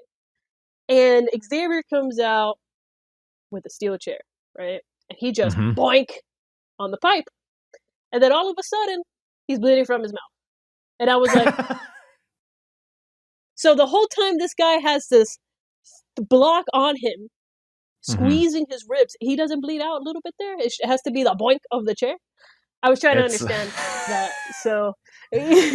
Well, Xavier, he's a strong fella, so he drove it through his chest. Well, I guess that's how it works. Because, yeah, like you said, it's like a concrete... It's probably like a... It's not that big. It's like... a foot by a foot at the most, but it's flat on the bottom. Right. The flat part is on Loki's chest, and it has a metal pole. Were they trying to allude that the pole was going through the slab? Maybe were we going to witness a murder? Like, did Loki get stabbed? Maybe that's what we missed. But yeah, Xavier, like you said, hits the pole that's on top of the slab with a chair, which I can't imagine put any more pressure on it. Like, it was all very silly. It was, yeah. I was just like, what the what? But and I guess Loki had internal injuries. I guess that's what they were going for. So he's bleeding from the mouth. He crawls back to the ring like a little girl in a horror movie, just like crawling, just fingernails into the ground, just trying to get back in there. So Xavier basically at this point has turned heel, and it seems like he's aligned with Daniels and the prophecy. So Loki eventually crawls his way back into the ring, which I thought was a good touch. Like, Xavier, he sold it very well. Yeah, because it's not like Xavier just threw him back in there. He made him like work to get back in there. Xavier then he's flipping off the crowd while he's waiting for Loki to get back in there, which I thought was nice because I was like, is he a heel? And then I was like, okay, yeah, he's probably the middle finger was like, yeah, he's official. That's a good signal. There's "you sold out" chant. The crowd was it had a weird reaction to it though. It was like, they looked like they were kind of questioning what the fuck happened. It's like they were trying to play into it, but weren't really convinced. Exactly. Yeah. Again, Xavier, green as hell. Javier, green as hell. Javier. He's a handsome fellow, though. Can't take that from him. Yeah. What happened to him, though? Like, did he... He just passed away, like, a few months ago. Get the fuck out. Seriously? Yeah. He did. I think it was over the summer, I believe. I don't know if anything... I don't know what happened, because he was in his 40s. So who knows? That's fucking insane. Yeah. Super sad. But as far as, like, him in wrestling, I don't think he really did much after this, even though he wins the champ. We'll get to, so Xavier, once Loki gets back in the ring, finally, Xavier hits a 450 splash for the pin. Xavier wins the Ring of Honor title by turning heel and joining the prophecy, which is, like I said, this is like completely the opposite of what I expected or how I expected he would win the title, because I knew he won the title at some point. That's really all I knew of him. I knew he was the second ever Ring of Honor champion, but this is not how I imagined it happening. But, it was a good... I like what they were going for as far as like a storyline here. They have like a heel faction taken over. I get it. Yeah. But as far, like you said, Xavier, green as hell. I don't know if he was the guy to take that ball and run with it. They should have just gone with somebody else, but... Daniels? Yeah, pretty much. Have Xavier and Donovan Morgan team up and win the tag titles, maybe? Maybe, yeah. But this match, dude, was not a big fan of, I'll be honest with you. It was very... No. Especially with Loki, because he is an asshole, but he always has good matches. He always has good matches, Again, Loki, dildo as fuck, but great wrestler, yeah. Yeah. That's what would be on his gravestone. Dildo as fuck. Great wrestler. And it's dildo as fuck and not in a good way either. So. Not in a good way. Not in a good way. But I'll tell you what's dildo as fuck in a good way. This next match. Takao Amori versus the Flying Elvis, Sonny Siaki. That's what I'm talking. Yo, man, poor Sonny Siaki, dude. Fucking el pobre, bro. Because Sonny Siaki I thought he was super talented, in my opinion. Even with the Flying Elvises. And I don't know what happened. What happened with Sonny Siaki? They just dropped the ball on this guy. From what I've heard, what I've read was that I think when Vince Russo was a head writer or a creative or whatever the fuck, and he wanted Sonny Siaki to be kind of like to mimic The Rock in some kind of way because he was built like him. Right. Yeah. And but Sonny Siaki said no, he didn't want that, and I respect that, man. Like, what the fuck? Yeah. And because I know something similar happened in WCW. I don't know if you remember, but Juventud Guerrera or the Juice, they wrote him as to be like The Rock, try to mimic The Rock and all that stuff. Like, do you smell what the Juice is cooking or some shit like that? Right. I don't know. He had some kind of catchphrase, but Sonny Siaki didn't want to do that, and I think that's where he lost kind of all the credibility that he had. And it fucking sucks because I thought he had such a great look to that guy. He was fucking jacked as hell, good looking dude, was extremely talented in the ring, and he was also really solid on the mic too. So he had all the criteria of being a wrestler, a superstar, or whatever. And it just kind of just died. Like, sucks. It was interesting, because here he's like has this goofy gimmick, obviously. Yeah. But then he goes to TNA, which I'm watching now from like 2005, and he's Sonny Siaki's there, and he's not Elvis, he's just Sonny Siaki. Right. But that's also the problem. He's just Sonny Siaki. Yeah. He doesn't have a character really. He's just another guy there. He's there. I guess he's like kind of X Division, not really X Division, but there's just a lot of guys there, and he kind of got lost in the shuffle. I don't think he lasted in TNA too long. Yeah, he completely disappeared, I believe, after 05. And fun fact, he was actually an X Division champion. I forgot who he won it from, but oh really? Yeah, I think he won it sometime in 2003. I think it was in the Asylum years when the X Division was pretty new. Yeah. But yeah, after 05, he was just gone. Kind of like what happened with Trinity. Another, my opinion, she was underrated too, super talented, and just gone from the scene overall. I mean, I know that Sonny Siaki later on, I think he just eventually retired, and that was it. Right. Yeah, like you said, it seems like the guy that has that look that companies would strive to have, but for whatever reason. But then you speak about not really making a mark. Do you know anything about Takao Amori? Fuck no. Gotta be frank with y'all, dude. Like, it's like, who the fuck is this bitch? God no, I'm wrestling. Well, this match, so it's Sonny Siaki comes out dressed as Elvis, and you have Takao Amori coming out wearing a karate gi. So it's literally like two guys. It's like the Spider-Man meme where they're like looking at each other because they both look the same. Oh yeah. Because it's like, who has the better white outfit was this match, basically. I think they do talk about Taka a little bit. I think he was like from Pro Wrestling Nowhere or some shit. Yes. Yeah. Yes. That's the extent of my knowledge now. But I guess, this felt, the match, I mean, it felt like a dark match. It was a filler match. It was a filler match before the, what should have been the main event, in my opinion. Right. Which was the street fight. Yeah. This, a lot of chin locks in this match. Long. It seemed like Amori was like, because he had wrestled in Japan, it almost seemed like he was just learning the American style. Right. So he was like still working out the kinks. That's kind of what I got from this match. Yeah. So I think commentary even mentioned he'd been like bouncing around. He was doing a tour of America. So I guess this was just another more exposure for him, I guess. And Sonny Siaki, flying Elvis. He didn't really get much offense in this match at all, honestly. They did mention that he was in TNA, so they kind of felt like, oh, it's a big star. Yeah. Because they had the same gimmick in fucking TNA, so Vince Russo, I guess, probably fucking liked it. So might as well, yeah. Siaki kind of fires up towards the end, but he just gets cut off by Amori, and then Amori hits the Deadeye onto Sonny Siaki for the win. Like I said, just a lot of rest holds. It felt like a filler match to me. Yeah, super filler match, bathroom break, buy your merch. Yeah. fuck it. Yeah. That's what I do sometimes when there's like a fucking boring match at an indie show. I'm just like, hey, I'm going to just take advantage of getting another beer or whatever. Yeah.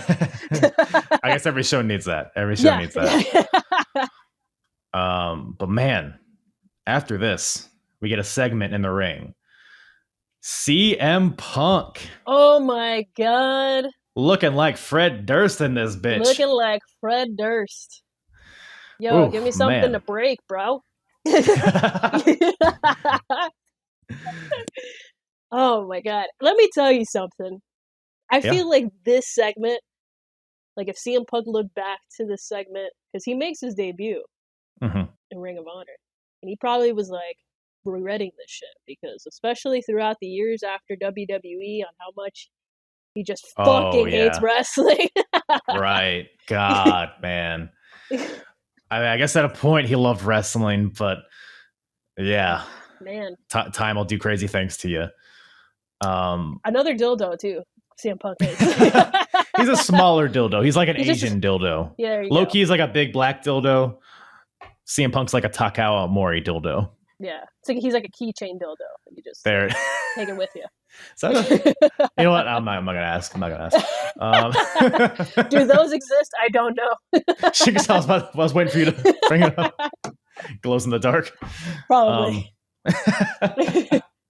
Oh my God.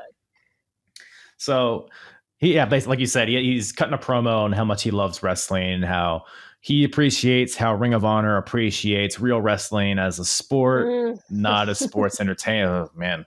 Wow. Ooh, in hindsight, it goes on to be very sports entertainment in the future. But at this point, super well known, even in Philly, because he was already making his name already in the Indies. Yeah, for sure. And even in terms of mic work, like this is still very early in his career, but he was already like on a completely different level than everybody else on this show. Yeah. So good. It's like so smooth on the mic, so like convincing in everything he says. Like he literally, the crowd is so into him. He literally keeps telling them to like, hey, hold on 1 second. Like the crowd loves him. Yeah. Jesus Christ. Yeah, I was a big CM Punk fan, I'll be honest with you. Like, he was actually one of the reasons why I got into Ring of Honor. And I met him a couple of years ago at WrestleMania Access. Fucking dildo. What was that interaction like? Yeah, dude, he just seemed like he just didn't give a shit, like, to be there. Like, hey, you want me to buy you a fucking Pepsi, bro? Like, spent $130 to meet you, bro. Yeah. No, so but just like, yeah, like overall, I've heard from other fans that he's just kind of like that too. Like he's just. Oh, okay. So at least it's not just you. So it's not just me. Like you just either get him on a good day or you get him on a bad day. So I guess we got him on a bad day. So. Man. So he calls himself the best in the Midwest here. There you go. Yeah. Which prompts another Midwestern making his debut, Colt Cabana. Oh, damn. Man, I was a couple of years down the road. That they'll be jarring back and forth against each other. Basically what happened was decades. If you ain't talking money, I don't want to talk, dude. And that's from my understanding of as to what happened. Money's more important than friendship, I guess. Jesus, fuck. Jesus. But so Colt Cabana and CM Punk both debut here, which I didn't realize they debuted so early. But I was definitely happy to see. I popped hard because, like I said, I didn't look into the card or anything that happened on this show. So I popped hard for both these guys. And I guess Colt challenges CM Punk for a match, I guess, in the November show. Yeah. So that would be awesome. Because, CM Punk, like you, he's one of the reasons that got me into Ring of Honor as well. His matches with Samoa Joe were insane. Oh, I think he good. He had a feud with Raven, too, in Ring of Honor, I was going to mention that. He had a feud with Raven. That was badass, too. Yeah. And I think they also kind of collaborated with that same thing in TNA back when CM Punk did some shit like that. Because I know he had a whole flock there.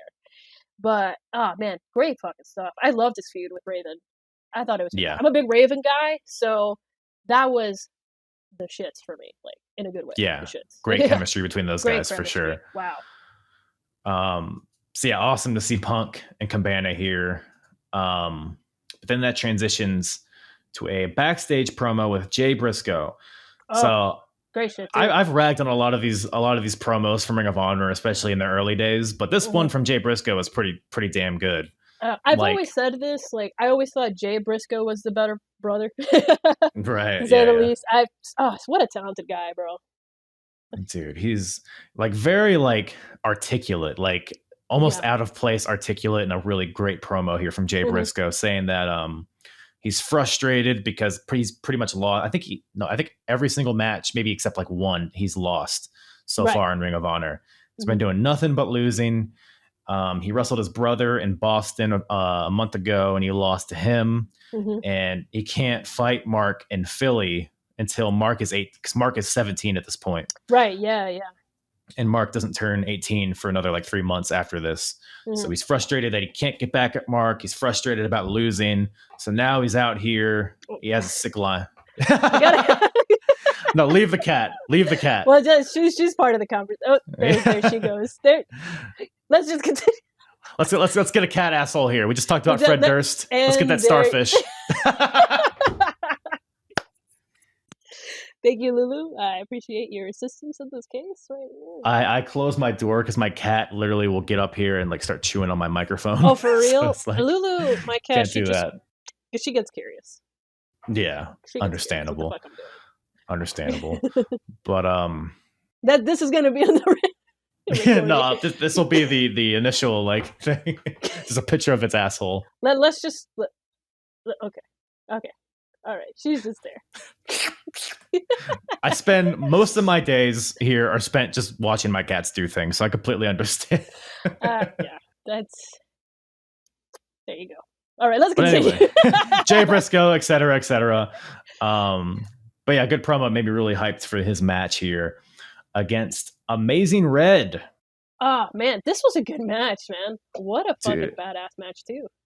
Yeah, this might have been, other than the street fight, it's hard to compare this against the street fight, but this is probably definitely like top 2 or 3 favorite matches of this show. Yes, there are a ton of matches, so that says a lot. Amazing Red, dude. Oh man, that guy, awesome as fuck, man. I love Amazing Red. Not amazing. You wouldn't call him amazing? Super amazing. Yeah, he's super amazing. He's Amazing Red. I keep trying to stop myself from saying that, but it's true.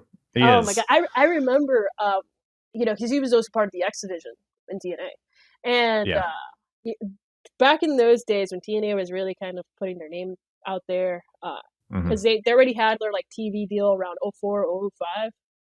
Yeah, and I remember a lot of like the haters, were like, Amazing Red is like, Hollywood. Hollywood, or like too big. No, well, Amazing Red, the fans were comparing them like if he was like the Rey Mysterio for TNA. That's what I heard. Oh, right. Oh.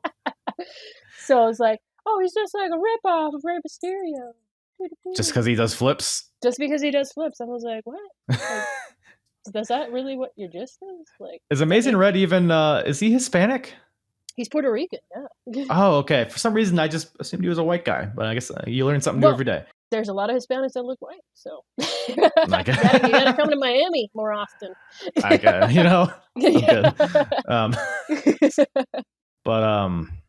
Yeah, really. So this is actually the first ever Ring of Honor match was Jay Briscoe versus Amazing Red. So this is a rematch of that match. And because Jay makes his entrance, before Red comes out, Mark Briscoe meets up with them backstage and offers to manage him. And Mark is like, I know Jay better than anybody. I'll give you a guaranteed win. Because Mark and Jay are still at odds at this point. And which is funny considering they go on to be like the best tag team, one of the best tag teams of all time. Dude, for real. And it's crazy. They never signed another deal anywhere else. They were still going. Water OGs. Yeah. Still going. Water OGs. But so Mark offers to manage Red. Red responds by super kicking him in the face. And then he just walks out. And then it never really factored into the match either. It kind of, I thought Mark was going to come out and attack somebody, but no, they just went with it. Yeah. So really, again, really great like chain wrestling sequences in the beginning. Crowds really, even this deep into the show, the crowd is still hot for that kind of stuff, which speaks a lot to the Philly crowd, to like what fans want from wrestling at this time period. They love that shit. They really do. Yeah, they love this action-packed pro wrestling stuff. Pro wrestling. Pro wrestling. Really good match here, and towards the end, Amazing Red. This like ending stretch was like the most hype shit on this show. So Amazing Red hits the Code Red from the top rope, followed by a running shooting star from the ground for a 2 count. Then Red goes for a second Code Red, but Jay counters it until like he like just does it like the opposite direction. Basically, I don't know how to explain it. Like a wheelbarrow like flip over his head. Red lands right on his head. Jay then follows it up with a huge power bomb and then a ginormous J driller for the win. So really awesome sequence there for the finish. Yeah, the whole match was action packed, dude. That was nonstop. It was fun. So fucking Super fun. Yeah. Another match that I really enjoyed on this paper. This is like the kind of stuff that like, because like when I think of Ring of Honor, I don't really think of 2002 Ring of Honor, but this like match kind of had those spurts of stuff that I remember from like the glory days of Ring of Honor, and it just gets me so excited to get back into that again. But awesome match by Briscoe and Red there. But then after the match, so Amazing Red is still in the ring. He's getting a standing ovation from the crowd because of this awesome match. But then we get a run in from Special K. It's a faction comprised of Dixie, Elax, and Brian XL. You familiar with this faction at all? No. I think that they stick around for a while. I think they even do some stuff in TNA, like during the Asylum years. I could be wrong on that. I probably like went and got another beer or something like that during this. Yeah. I was like, oh, match over. Fantastic. You didn't miss much because Special K comes out. They try to beat up Amazing Red, but SAT comes back to make the save. Okay, I did catch that part. Yeah. Did you? The sick like double team. Yeah. So one of the Maximos did this crazy move where he had one of the, I think it was he had Dixie on his back or on his shoulders, climbed to the second rope, and then jumped off and hit a leg drop onto Elax. So he hit like a leg drop while also hitting the shock treatment on the other guys. So that looked pretty sick. Bananas, yeah. And then they finally, SAT, they give the people what they want with a double Spanish fly onto Elax. So the crowd can go home happy now at this point. No, well, not yet, I guess, because we still got, 2 more matches? Yeah. But then some random-ass black dude climbs the barricade. Oh, yeah! What the hell is this? He just gets in there. Like, the commentators are like, is this a fan fest? Or some shit to that? Is this a fan fest? Well, that's funny because during the entire show, because the show's called Unscripted, right? So they're trying to put over how, those things will happen that we didn't even plan. It's like impromptu matches, like with Nunzio and Mama Luke and people making debuts and stuff like, we didn't even know that. It's all that shit, right? Like the best part about it, he just comes in, does whatever he has to do, and then he just goes back into the crowd and just stands there like this. Has sunglasses on. And the fan is just like looking at him like, what? What the fuck are you doing? The fuck? I thought it was funny though that the commentary knew the name of his finisher, right? The body bag, but they didn't know who he was. Fuck the guy was. Some fan. I know his finishing move, but I think he's just a fan that interfered. What the fuck is this, a fan fest? Oh, it's so fun. So fun. So who knows? I don't know who this guy is. He did appear in one of the past shows. He was described as a big Rastafarian looking fella. Doesn't have a name. Maybe it's Omos. Could be Omos. Could be, man. But that leads us in to perhaps the match of the night. A street fight between Michael Shane and Paul London. Oof. So Michael Shane is a guy that I only know him a little bit from TNA. Right. I only know he's kind of like a background guy in TNA. I think he teamed with Kazarian at some point. Right. But here in Ring of Honor, he's really showing out. Yeah, he is like a star here, and he Yeah. pretty much proves it. Yeah, sucks how like they didn't see that when he was in TNA. Right. Yeah, he definitely sets himself apart because there's a lot of guys here that feel indie, for lack of a better term, but he feels like a guy that could be like on a big stage, like in a main event somewhere. Yeah. That's how I felt here in this match, yeah. Apparently, I thought, isn't he like Shawn Michaels' cousin or some shit like that? Yes. I always forget if he's his cousin or if he's his nephew. Let's say cousin. Yeah, I think we'll go and say cousin. It's between one of those things. Yeah, he's related somehow. Yeah. And it makes sense. So him and London both were trained in Shawn Michaels' school in Texas. Right. So a lot of the first couple shows were based around these TWA guys coming in and trying to get contracts with Ring of Honor. And at a previous show, Michael Shane won a tag team match to win a contract. And he beat Paul London, or he beat a team that had Paul London on it. So Paul London was pissed that he didn't get the contract, and Michael Shane got it. But then they had a rematch at the show after that where Michael Shane got a cheap win. He was like playing possum and just rolled him up, like one of those deals. So they got a little feud going there that has spanned several shows. So it seems like a blow off. I don't know if it's the blow off, but it fucking better be. How do you top this? Yeah, pretty much. But man, there's so many crazy spots in this match. I mean, more barricade destruction. Oh my god! Yeah. The few ones that are still up. They were using the same barricade a little bit there, just that same little spot, just throwing each other. I wonder if there was like a fan sitting there that was annoying everybody, and they were just like, "Hey, toss these bodies into that guy. Toss those fucking bodies there." But then we see ladders get involved. We see tables get involved, which is a very new thing for Ring of Honor at this point because we haven't really seen that. Right. Chairs, TLC, all of it. All of it, yeah. Both guys are busted open, like from the get-go. Michael Shane is the one that pulls out the ladder, which is like, we just saw Shawn Michaels pull out the ladder for the Cruiserweight match at TakeOver. We see, Shawn Michaels obviously in the first ever or one of the first televised ladder match in WWF. So that's kind of, I guess, a callback to his lineage a little bit. There's one spot where Paul London, he comes off the top rope, and it's like he like slipped on a banana peel on the top. He like, do you remember that? I don't know what happened there. It just looks like, I mean, maybe the fucking ropes turnbuckle was just, especially how hot that fucking place is at that time. Yeah. He's just probably just fucking. I couldn't tell if it was like a slip or if it was like a miscommunication, like he was gonna like hit up power like a Hurricane Rana on the. It was probably more of a slip though, I think. Probably, yeah. It looked pretty shitty, but I'm glad he was okay. He's alive, shit, yeah. so, yeah. Jeez. That was just in the beginning. There's a lot more to come. Yeah. There's Van Terminators into ladders. One spot that cracked me up was where Paul London was down on the ground in the ring.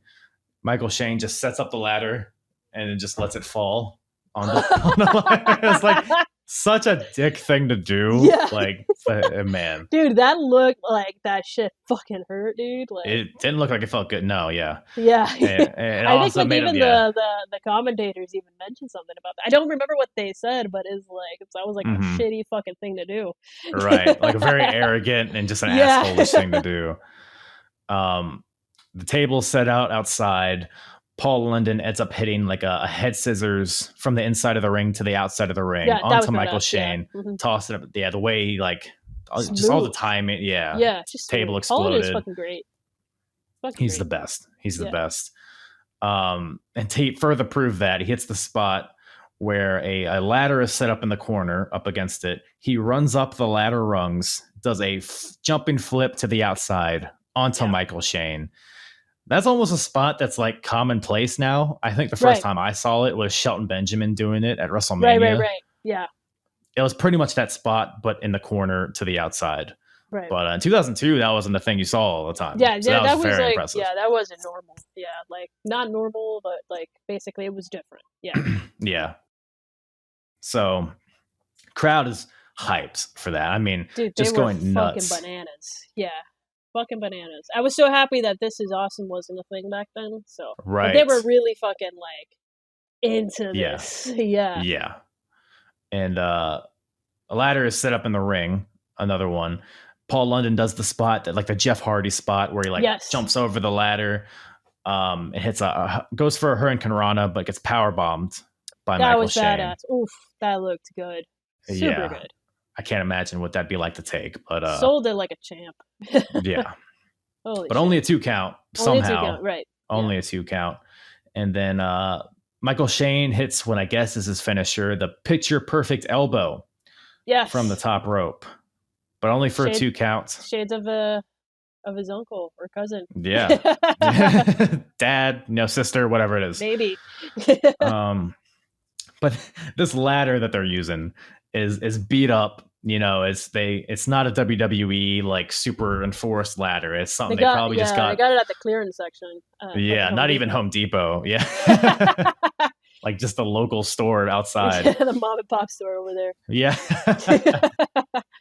So they set up this ladder and they're both trying to climb it, but it's all like rickety and shit. Yeah. Paul London climbs it, but Michael Shane cuts him off and knocks him down off the ladder. Michael Shane hits another picture perfect elbow from halfway up the ladder. It was still, for all intents and purposes, it was like the same height as the top rope would have been, but looked impressive. Looked impressive. Yeah. But another 2 count. And then Shane starts to climb the ladder again. But I love this spot. Paul London hits a springboard Pele kick onto Michael Shane and knocking him jumps off the ropes, flips, kicks Michael Shane off the ladder. Like the timing and the precision of that is really cool. Yeah. Next level, dude. It's like crazy. Yeah. Paul London was just a unique dude. Like when he came to wrestling, he just had some innovative moves going on. Yeah, he was over like right away with the crowd because he's still, I mean, they're still in the early days, so it's like everybody's still kind of new, but like crowd loved him from day one. I mean, even when in his WWE days, even with Spanky or as a singles guy for the cruiserweight, he was really over. Yeah, people really liked Paul London. Yeah, he was a phenomenal talent. Exactly. Yeah, because he came in and he immediately was in a feud with Billy Kidman. Right. Like they had a singles feud on a pay-per-view, like immediately. Like that speaks to how great he was. And those matches were great. Yeah. Love those matches. Yeah. Love those matches. Billy Kidman, man, another guy came from WCW. Yeah. I always thought he was phenomenal. So happy to see him in WWE he held down that cruiserweight division like in the early 2000s for WWE. I love that era. Yeah, that was a really good era for the cruiserweights. You had Tajiri, you had Billy Kidman, Jamie Noble, Rey Mysterio. Yeah. Dude, Hurricane, Jimmy Wang Yang, all of it. Jimmy Wang Yang, dude, he came later on. Yeah. Chavo Classic. Yeah. Dude, yeah, a lot of people shit on WWE and stuff like that, but they had a great cruiserweight division at that time. Like, I thought it was some great shit. I mean, towards the end of the cruiserweights, when you had Hornswoggle win the championship, forgot what was it, 2006, 2007? Something like that, yeah. What a way to just kill off that division. But during that time, I thought it was fantastic. Yeah, especially with like pretty good with Rey Mysterio and Tajiri, all those guys. It got kind of weird in the towards the end with like Spike Dudley as a champion and he was a heel. Okay, yeah, very weird. That was very bizarre. weird. Yeah, he was a heel. I forgot. He had his own. Oh, he had like the Dudley Boys were with him, I think, as a heel. Yeah, he was. If I'm correct. The boss, Spike Dudley, and he kind of controlled them. Yeah. I was like, what? What a time! But a precursor to that was this match, and towards the end, Paul London, once again, this rickety ass ladder, he's climbing up it. Mm-hmm. The crowd is chanting, "Please don't die!" Yeah, please don't die, throughout. Again, like not. I don't know. Was that a thing in ECW? Was that a chant you would hear? So yeah, please don't die. Yeah, right. I think so. that Philly crowd, man. I know that This Is Awesome didn't exist at ECW and all that shit. The good old days. Yeah, and there was a lot of chants, a lot of you suck dick chants, and but just good natured stuff. Yeah, ECW baby. ECW. So London is like 3/4 of the way up the slide. There's no possible way he'd get to the top. Please don't die chants. Paul London hits a shooting star press from almost all the way from the top of this ladder. His shooting star, man, he could hit it from anywhere, and it looked amazing. That was bananas. Even on this shaky metal piece of equipment. He got it, dude. In this 100 degrees, it's sweaty, all of it. He's bleeding. Hit it beautifully. Just beautiful. Wow. Crowd just came out of their seats through the roof. I mean, they're already out of their seats, but they just exploded. Yeah. But yeah, that gets Paul London the win with the shooting star press. Like I said, the crowd loved. I mean, they're chanting 5-star match of the year. They're doing the whole bow thing and applauding. Crowd ate it up, and at the end of the match, they hug. Paul London and Michael Shane do, but that dastardly Michael Shane. This was a great part too. That Michael Shane just says "fuck you." I thought it looked exactly like Shawn Michaels and Chris Jericho from WrestleMania 19. I was like, man, that hadn't even happened yet. Yeah, that hadn't happened yet. So I was like, man, are they really going to foreshadow that? They probably took notes. Who knows? Yeah. But that was great shit. That was good shit. Yeah. Michael Shane turns on Paul London with the clothesline, and I don't know if the feud will keep going on or not, but I love seeing these guys wrestle each other. So yeah, great shit from these guys. Fucking great stuff. Yeah. If we put that on the Metzler scale, probably 6 out of 5. Absolutely. if it was in Japan, it'd be 6 out of 5. This was only 5 out of 5. Because it was in America. Get it? Yeah, got it. But I think there are enough Japanese people on this card to where you could probably get away with the 6 because of Takao Omori. Takao Omori was here, so that's very true. That boosts everything. Whoever that fuck that guy was or is. Whoever he is, he does karate. That's all I know. Look at that. But it cuts to a segment from earlier in the day. I guess they called it Fan Fest, where fans were there and then the wrestlers were walking around signing stuff and all that.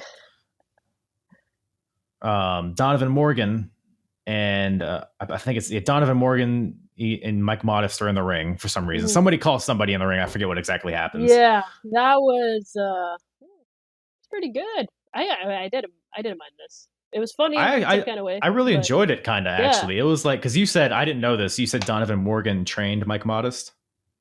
Or Mike Modest trained Donovan Or opposite way, yeah. So there's like a connection there, which makes sense, because like, why are these guys randomly just like at odds with each other? Because it was clear that they knew each other, but I didn't know exactly the relationship they had. So if we remember, Donovan Morgan is a part of the Prophecy faction. So Donovan is trying to convince Mike Modest to join the Prophecy, and then Mike's not having any of it. Donovan's like, "Oh, you never listen to me. You never take my advice," all that stuff. It was like a fine back and forth. It felt realistic to me. It didn't feel like a pro wrestling. Yeah, it did. Yeah, because I think this happened during the intermission or some shit like that during the show. So you just got like these two guys just talking in the ring, and then all of a sudden they just decided to beat each other up. Yeah, I mean, I liked it, and it makes sense because in the main event you have American Dragon and Mike Modest versus Daniels and Donovan Morgan. Everybody knows Dragon and Daniels, right? So you don't need to sell anybody on them. But Morgan and Mike Modest are kind of like the two outsiders as far as like popularity, I guess. So this gave them like some character, it gave them some motivation, and it kind of solidified what their part was in the main event. It gave them kind of like a story, like who the fuck yes, they are. Yeah. Exactly. So I like that. Yeah. And I believe, that brings us right to the main event. The Ring of Honor Tag Team Championship, the first ever, is on the line. The Prophecy versus Mike Modest and American Dragon. This show definitely peaked at the street fight. For sure. Oh my God, yeah. And I mentioned it earlier. I mean, I felt so bad for the guys because they looked exhausted. The crowd already was exhausted after that match because that match was bananas. All that energy just went into that street fight. And now we're in the last match and you just feel like just tired as these guys are because you just went bananas for just one match. So, man, I felt so bad. That was, you're 100% there. I mean, crowd, all the things, the crowd is tired from the street fight. The crowd is tired from this long ass show in this hot building. Yeah. Mm-hmm. Yeah, the wrestlers in this match have all wrestled already in this show. Like about 3 fucking matches. Yeah. Yeah. Holy fuck. And the match is what it is. I don't really even remember anything of note from it. It's more barricade destruction. I put it on my notes that like they used a lot of the barricade. Yeah. That was the match. It was mostly they were pulling in these guys into the barricade, and that was pretty much it. Some action in the ring, and there you go, bing bang. I was half joking earlier when I said they probably just wanted new barricades, because it was either that or it was some sort of inside joke. Like, who knows, man? Because it was just, like you said, it was all barricades. It was all barricades this match, all gate barricades. Oh my god. Yeah. I did enjoy the finish though, where Bryan is going for a back suplex from the top rope onto Daniels. Yeah. Donovan Morgan holds Daniels' feet, or he holds Bryan's feet, so that Daniels is able to transfer the momentum to kind of cross body from the top rope and landing on Bryan. Daniels goes for the pin, but Bryan bridges out and then right into the last rights, crossroads, whatever you want to call it, from Daniels. It was just like a beautiful transition towards the end. Yeah. But coming from Bryan and Christopher Daniels, there's no surprise there. Daniels hits the last rights, gets the win. New tag team champions, the first ever Ring of Honor tag team champions, the Prophecy. And they don't get belts. They get a trophy. A little trophy. They get a trophy that they got at a fucking, probably some sports shop there. Probably the same place they got those ladders, honestly. Probably, man. Fucking clearance, $25. Remember, this is Ring of Honor in 2002, and they didn't make that much money, so they had to get the toys at Toys R Us and shit. So yeah, and to even get worse, the trophy gets destroyed. The trophy gets destroyed by the guys. Yeah. Bryan Danielson is having none of this, so he takes the trophy. They run off the Prophecy. The trophy's still in the ring. Bryan Danielson takes. Yeah, I was gonna mention that he puts a piece in his pants or some shit like that. Oh, I forgot about that. So I thought it was so funny when he did that, because he's wearing white trunks and it looks like he has a mild erection on the fucking. Dude, that's a bold. We talked about it earlier. The white trunks is a bold ass statement. Oh my God. You better not pull a CM Punk and shit your pants in the ring, because you're gonna have an issue. Oh my God, you're that's gonna right. have an issue. CM Punk did shit his pants. Didn't John Cena also have like diarrhea? I think so. Or something too? I think Stone Cold did too. I think most wrestlers shit their pants at least once. I think that's what makes you a wrestler. You're not a true pro until you shit your pants at least once. There, that makes sense. That's when you shit your pants because you have food poisoning. But fuck it, I'm a man. Yes. God damn. What is the because Bryan is like they smash the trophy with a chair, right? But then they keep just like battering it on the ground. What is the movie? I meant to look this up. The movie where they like, oh my God, I know Family Guy references it when they destroy the CD that's playing Bird is the Word. And do you know what I'm talking about? It's like I know what you're talking about, but I don't remember either. Yeah, holy shit. I'll look it up. And we'll just have to. We'll talk about it on the next episode. Yes, exactly. Do a specific episode on it. But yeah, they beat up the trophy. It's in pieces. Like you said, Bryan sticks it in his trunks.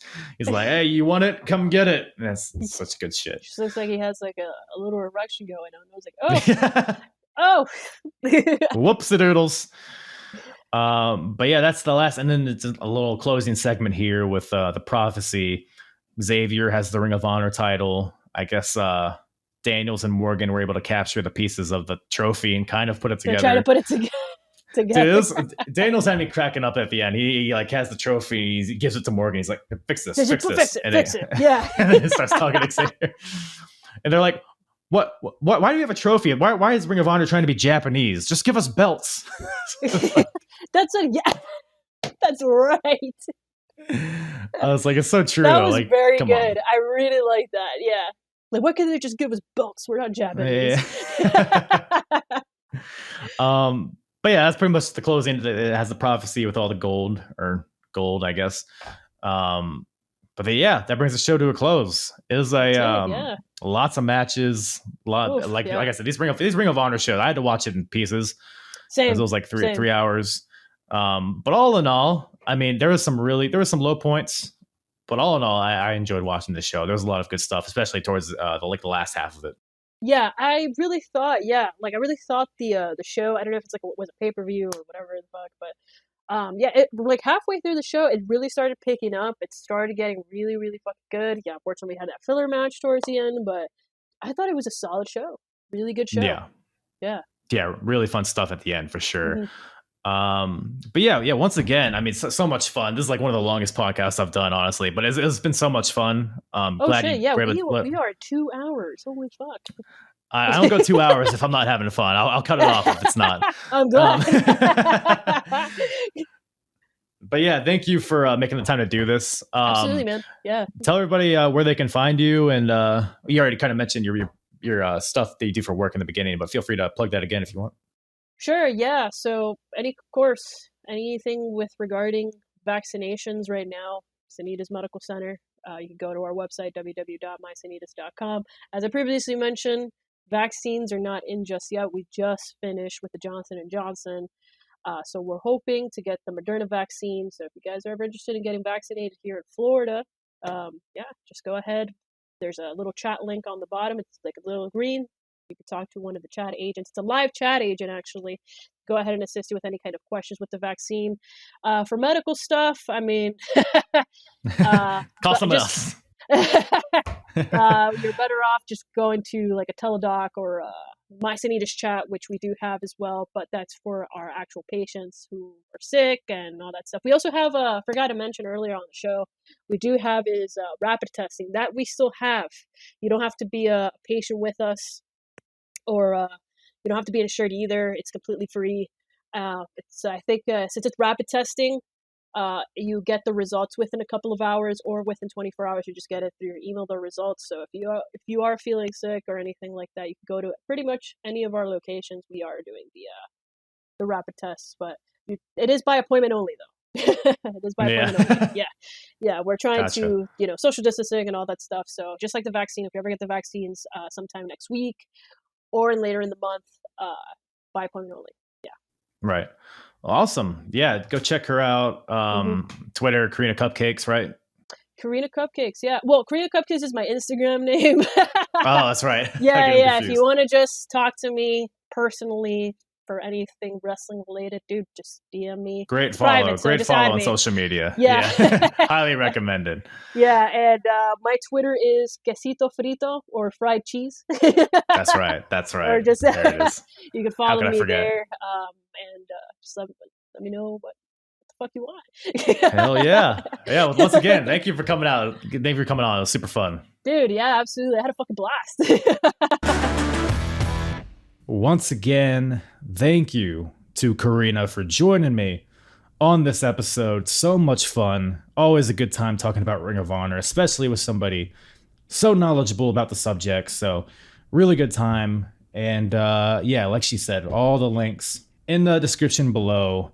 Any questions about the COVID-19, feel free to contact her because she's very knowledgeable about the subject. And I know a lot of listeners that listen to this are in Florida. I don't know what that says about this podcast that you crazy fucks listen to me. But yeah, feel free to reach out to her and follow her as well. Good follow in terms of wrestling on social media. And alas all. There's a tractor outside, so I think that's my cue to leave. Yes, once again, apronbump.com. Follow me on all social media. Links in the description also for myself. Apronbump.com will take you wherever you need to go. And butter my tits and call me Sally. I'm out of here. Okay, I never know how to end these, so I'm just gonna leave now. Okay, bye. Thank you guys. Thank you guys once again for listening. I'm hard. Yeah. The hardest, talk around and disregard it. Strip you off the ground, show you what hard is. Standing strong and proud, nothing I can.